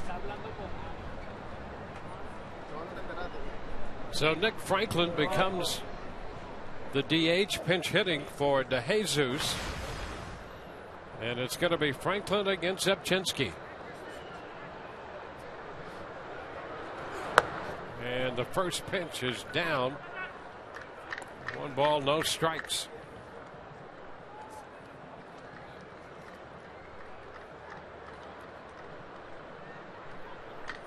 First and third, 2 gone. That's Kiermaier at third. Longoria at first. Franklin bounces it foul. 1-1 to count.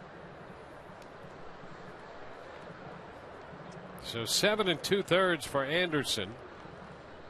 He leaves with a man on. And the immediate intentional walk by Zipchinski. Franklin broke his bat and picks out another one. DeJesus had gone 1 for 3 today.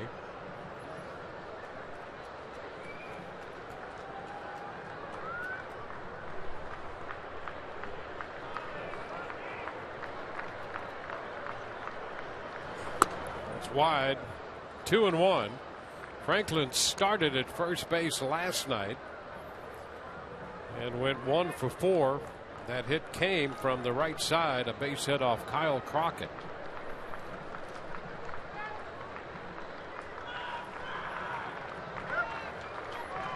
It's 2-1 now off Zipchinski.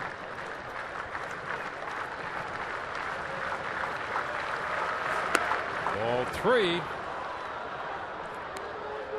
3 balls and a strike.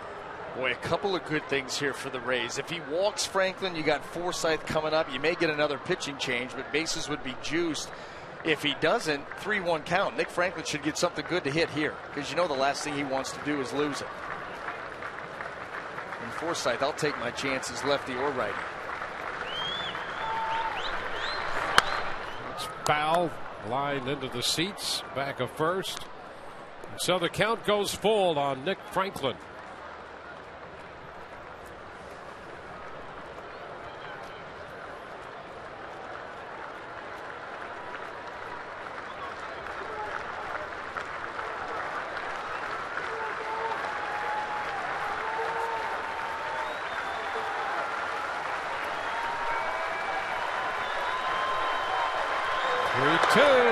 Franklin out on strikes, and the Rays for the second straight inning leave men at first and third.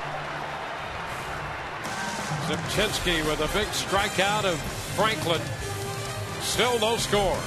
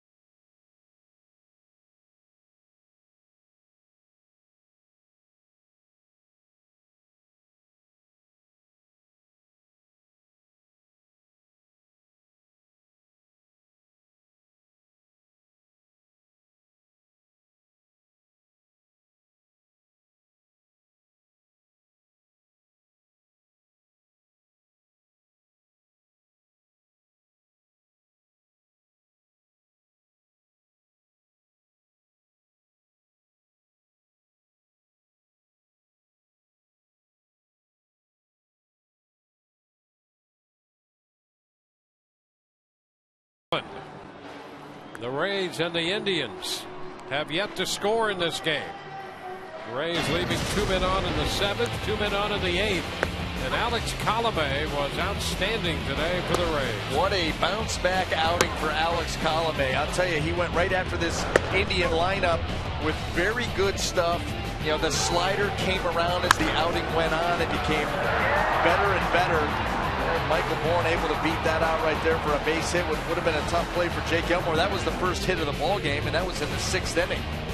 Outside of that, how could you argue with that line? 7 innings, and more importantly, 0 earned runs. Xavier Cedeno will take over for the Rays in the 8th inning. He'll face Brandon Moss, who's 0 for 2 on the day with a strikeout and a fly ball to right. And the Rays set up the shift for him. The pitch is in there for a strike.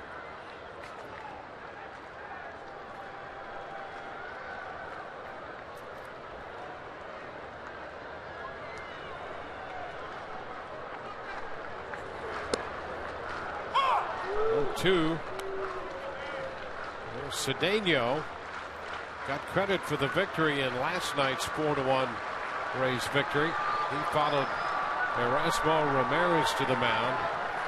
Ramirez left with the groin injury. Fly ball back into deep center. Kiermaier will go back to the track for it, reaching up and making the catch. 1 gone here in the bottom of the 8th inning. Let's check in with Todd Callis once again. Todd? All right, Dwayne, with the U.S. Open, the 115th edition out on the West Coast outside of Seattle at University Place, Washington, is prime time viewing for the final round tonight on Fox. For the first time since 1973, a 4-way tie for the lead. You have the South African Brendan Grace, along with the Masters champion Jordan Spieth, Jason Day, who's been battling vertigo the last couple of days, and the long-hitting Dustin Johnson. Those guys don't tee off till 6.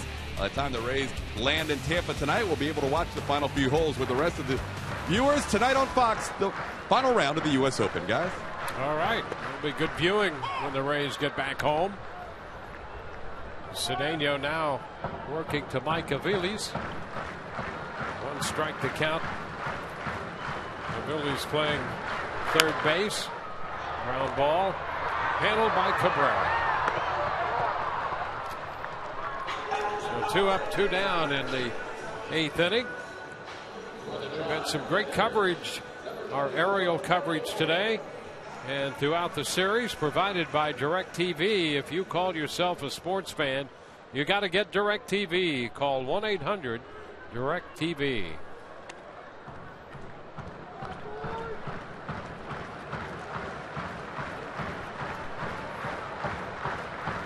Michael Bourne. He had the infield hit in the 6th. And he's thinking about bunting, trying to get it down that first base side with a left-hander on the mound.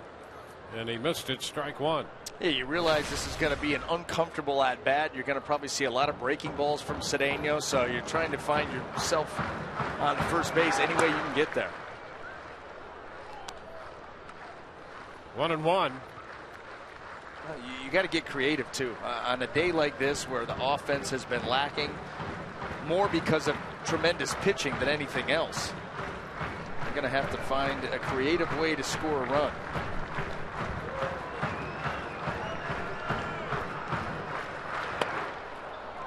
And now it's 1-2. That bunt is why you, or that swing is why you bunt.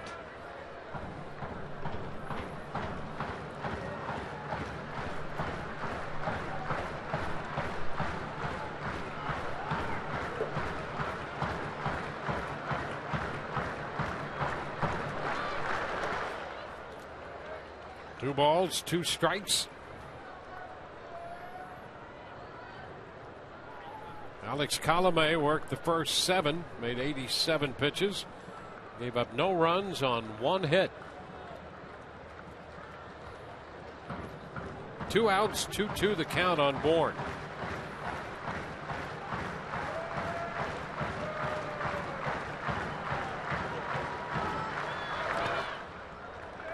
And the count runs full.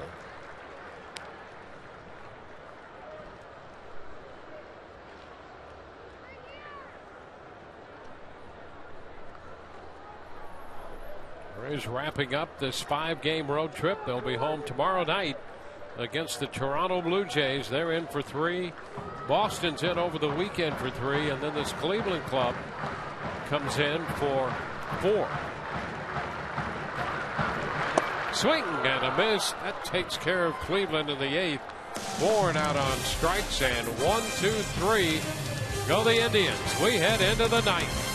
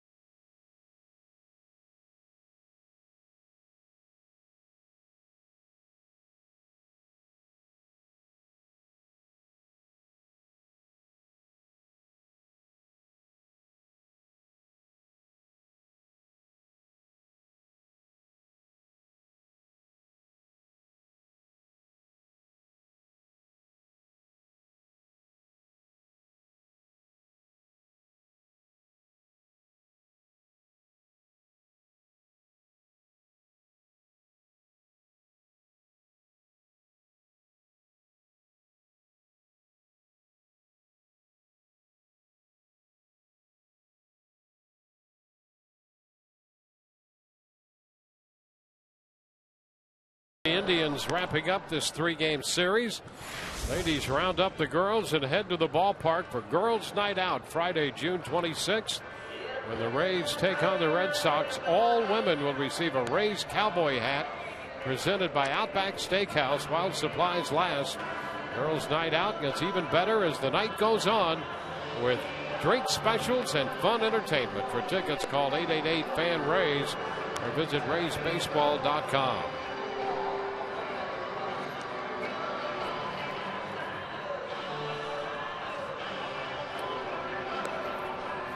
Cody Allen, the right-hander, is going to be the new pitcher for the Indians. Like a lot of the pitchers in their bullpen, he was busy last year. He made 76 appearances. Boy, 69 2/3 innings. Picked up 24 saves, 14 out of 15 this year. ERA just over 4. Look at the strikeouts, though. 44 strikeouts and 29 innings of work. Big arm from the right side.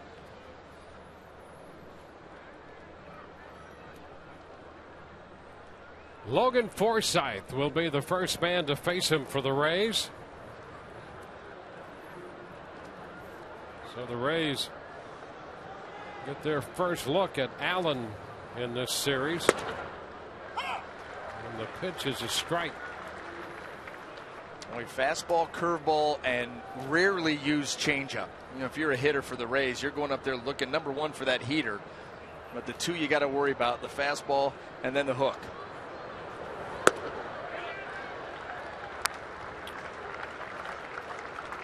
0-2 the count.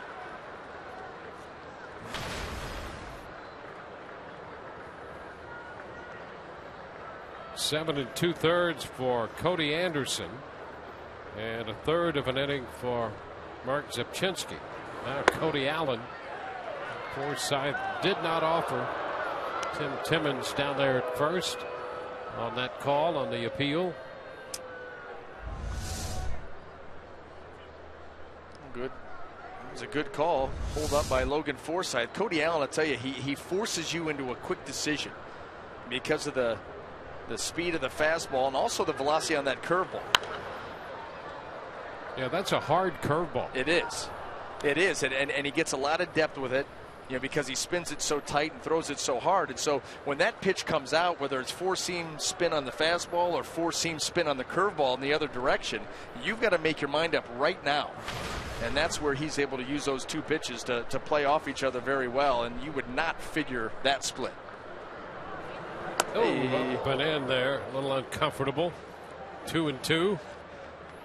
And trying to spin that curveball, and that can be tough.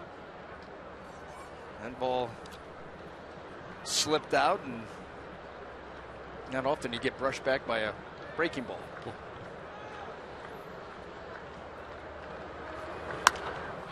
This one is fouled away. Well, Cody Anderson, 7 2/3 of scoreless baseball. Only the fourth Indians pitcher since 1914 to have 7+ scoreless innings in his major league debut. Wow. What was the year? 1914. That's impressive. Base hit the other way by Forsythe, and that's impressive. It really is. I mean, Cody Allen jumped out ahead of him 0-2 right away with two very good pitches, the fastball, the curveball. He fought some off, and then he waits back long enough here. He's going to use the other side of the field. 2 strikes, inside-out swing, and he gets the Rays a leadoff base runner here in the 9th. Quick hands and a great job of staying inside the baseball, not letting that pitch jam him. Rays have 7 hits, and Forsythe has 3 of them today. Now Steven Souza Jr. He starts to go and offers, says Tim Timmons on this one. Well, that pitch by Cody Allen looked, number one, it looked good as just a called strike. And that bat head did flip out there a little bit too far.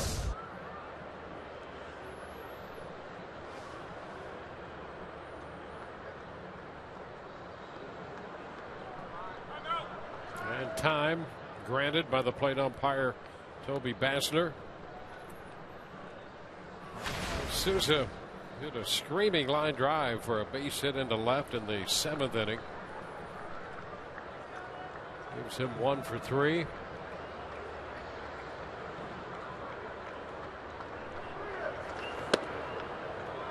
Allen just missed with that fastball. Boy, that was close. 1-1. And you know, you think about Toby Basner's strike zone during the course of the afternoon. That pitch, the previous pitch, those have been called strikes for the most part. Well, you'll take it. Better than being 0-2. And that pitch down and into the dirt, blocked by Perez. 2-1.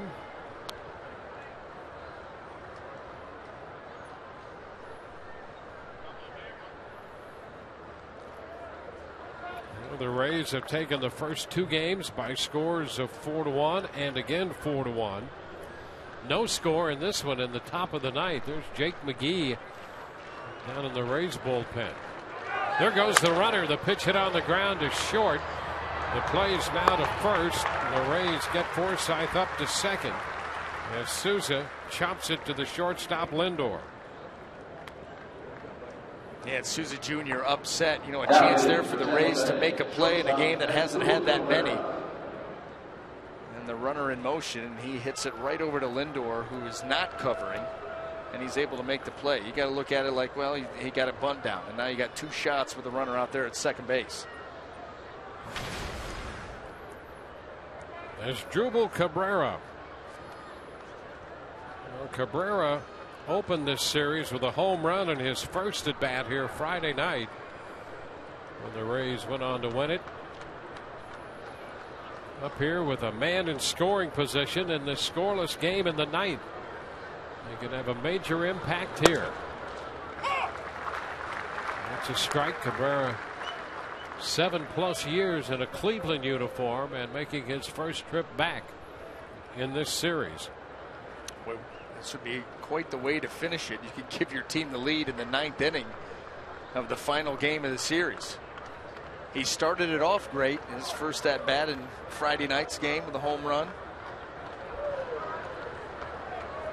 And it's a bouncer foul, puts him down in the count 0-2.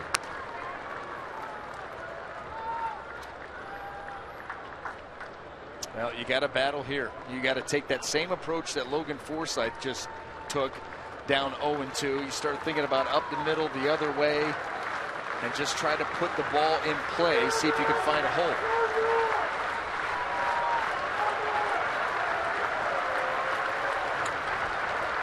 Hard throwing right-hander Cody Allen.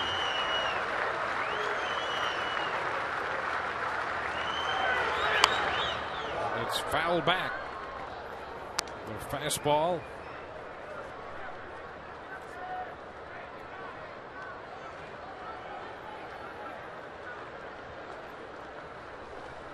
Allen, 26 years old.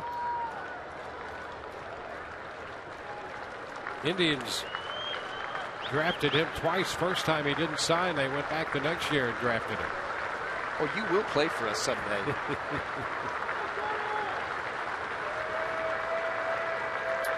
A 2-strike count to Asdrubal Cabrera, who asked for time and gets it from the plate umpire. Cody Allen was standing out there allowing him to become stale. You do that a lot with base runners, especially over at first base when you think they may run. Now doing it here to Cabrera. Ground ball down to first, bobbled by Santana, but he has time to make the play. And Forsythe advances to third. Sharply hit, but right towards Santana. And Santana was playing off of the bag. They had Cabrera defense perfectly, because you're right, that ball was hit hard. He went in the hole already in this game. Yeah, you can understand that frustration.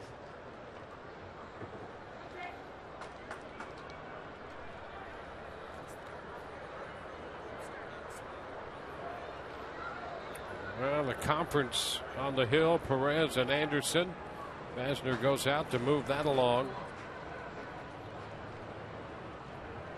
And so Jake Elmore will bat against Allen.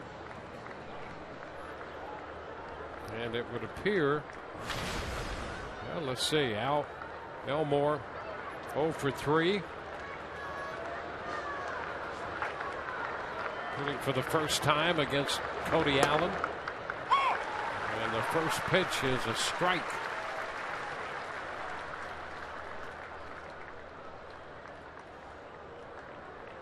That curveball in the mid to upper 80s sometimes. That's a hard pitch. It is. For a breaking ball. 1-1.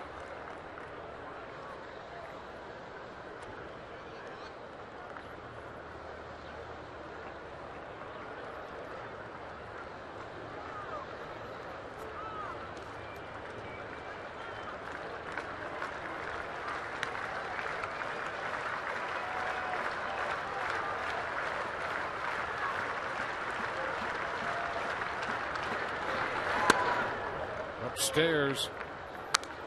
Well, 2 balls and a strike.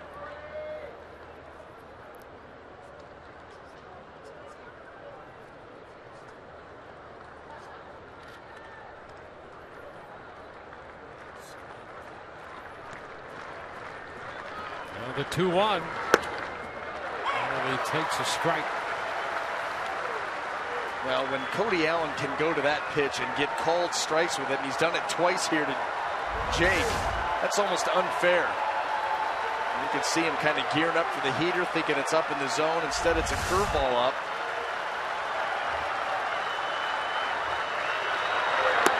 And he started to go on the pitch up, but did not. And the count goes to 3-2. Ooh, that was a very good take there by Jake Elmore. Almost was enticed. Boy, you see him showing some strength there and discipline.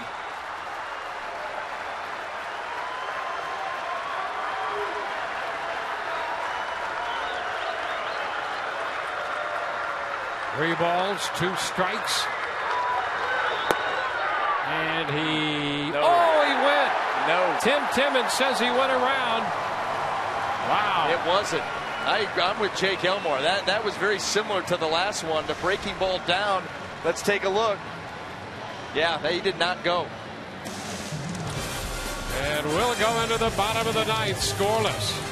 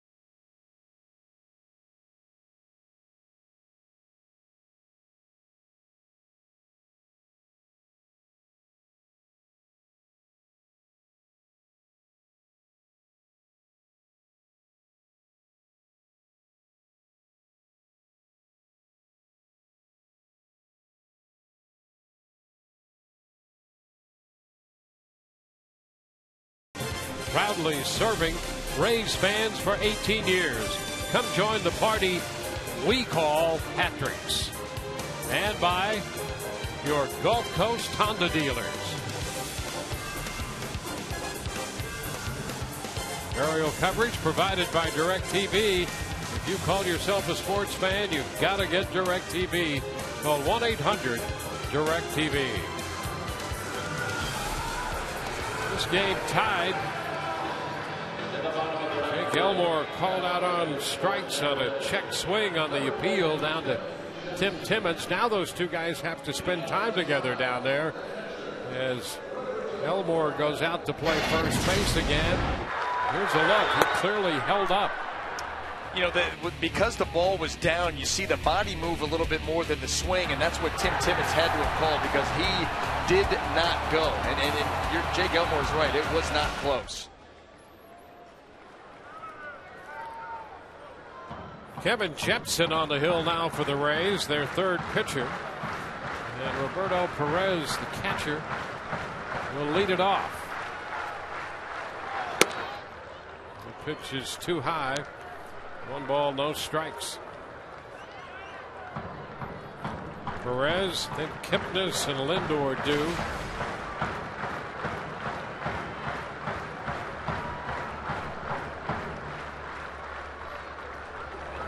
Ground ball deep and through the hole, out of the reach of Cabrera. And Perez has a leadoff single. Only the second hit in this game for Cleveland. Well, finding a hole on the left side, getting it out of the dive there of Cabrera. Probably not much he could have done, even if he comes up with that. He was so far out into the hole, long way from first base, and the Indians with the base runner to lead off the bottom of the ninth.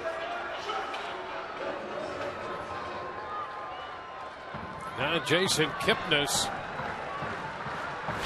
And maybe a benefit here. No pinch runner for Roberto Perez.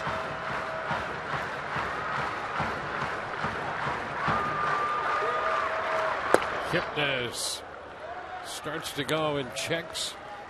It's low. You wonder about the availability of Yan Gomes if there's no pinch runner here. Yeah, he had that neck situation that prevented him from playing in the first game. He did play most of the game Saturday. Ground ball, and that's through the right side. Perez going to go to third, and it will be first and third with nobody out. Kipnis picking up his first hit to extend his hitting streak to 16, 25 at home, and of greater concern, sending Perez to third. Winning run 90 feet away with nobody out. Jason Kipnis has been so dangerous at home. Like you said, Dwayne, he just extended that streak. He's been good in this series, and that may, well, to this point, the biggest hit for the Indians over the 3-day span. And now first and third, you're going to get a meeting in the mound, and you've got to have a lot of things go right here to get out of this inning and this game still be going on.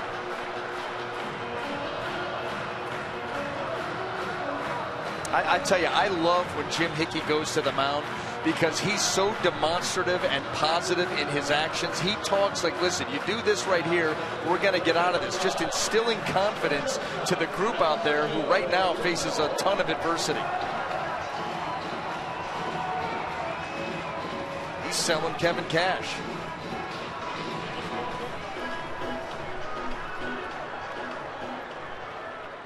Well, Jepson in a spot. Infield will come up. Francisco Lindor in here against Jepson. Lindor 0 for 3 today. And a cut and a miss. Down to second goes Kipnis.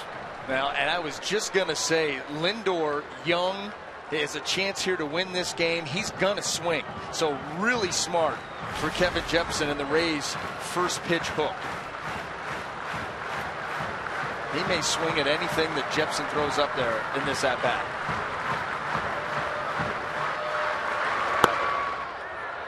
Takes the fastball up. 1-1. And followed by another hook right here. That fastball elevated. I'd go right back to that hook. Try to get yourself to 2 strikes.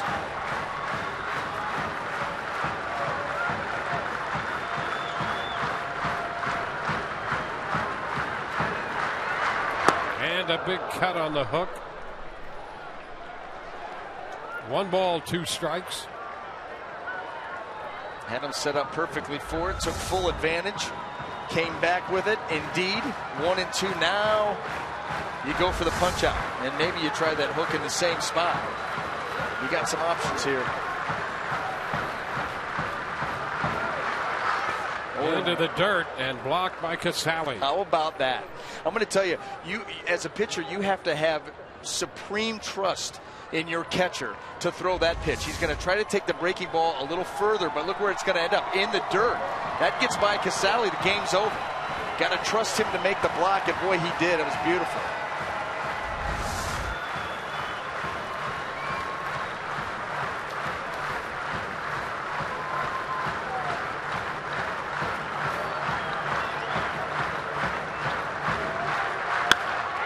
Fly ball into short left, caught by Butler, and the runners will hold. Perez, the catcher, is the key man down at third, carrying the potential winning run, and he was not going to challenge that short fly ball. No, just the percentages. Even though Lindor gets this ball out into the outfield, Perez, he's not going to run as good as a pinch runner would, but I don't even know if you send anybody there. That was shallow enough that Joey Butler's moving in and gets rid of that ball quickly. Well, you've dodged one bullet. Now they have Brantley with first base open. Yeah, you don't even pitch to him. You put him on, get the double play in order for Murphy. Here's the intentional walk to Brantley. Whoa, look out. That pitch came right back over the plate. It was high, but over the plate. Oh. That was almost a strike. I'm telling you. I mean, you know what? You put the Fox tracks up there, and I'll bet you that was a strike. Oh, my. I was going down to the book to put in intentional walk, and he just threw him a 55-mile-an-hour meatball. There it is, right down Broadway.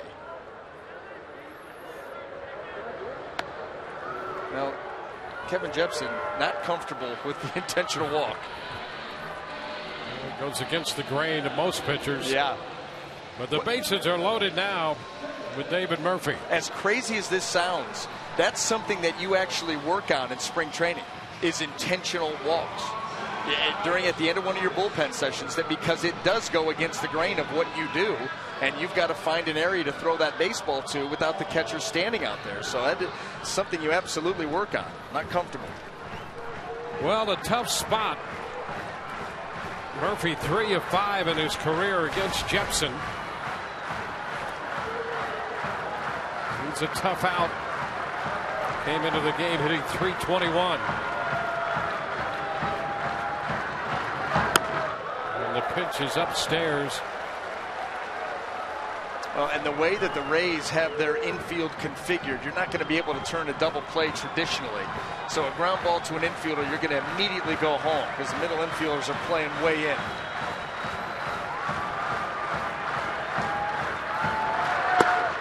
Upstairs, now it's 2-0.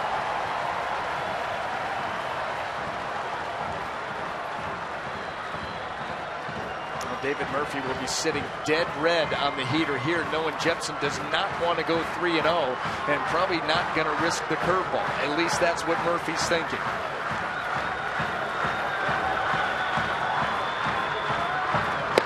And he comes in with a fastball. He takes it for a strike. 2-1.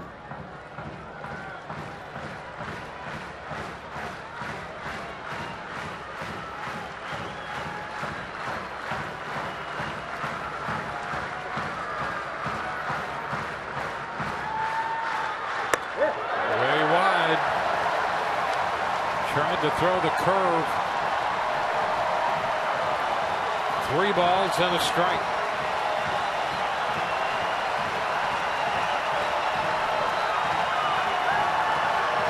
Bases loaded. 3-1. Fly ball center field. Kiermaier's going to catch it. Perez will tag and head to the plate, and he is safe at the plate. The ball pops away. Throw was there, and it popped away. And the Indians win this one 1-0. As soon as he was going to get him. Yep. I mean, as soon as that ball went up, with Perez tagging, you're saying Kevin Kiermaier is going to gun him at the plate, and he did everything that he could. He got rid of it quickly, accurately, strong throw, and the ball got away from Kurt Casale, and Perez was able to slip in there for the game-winning run. Boy, what a finish.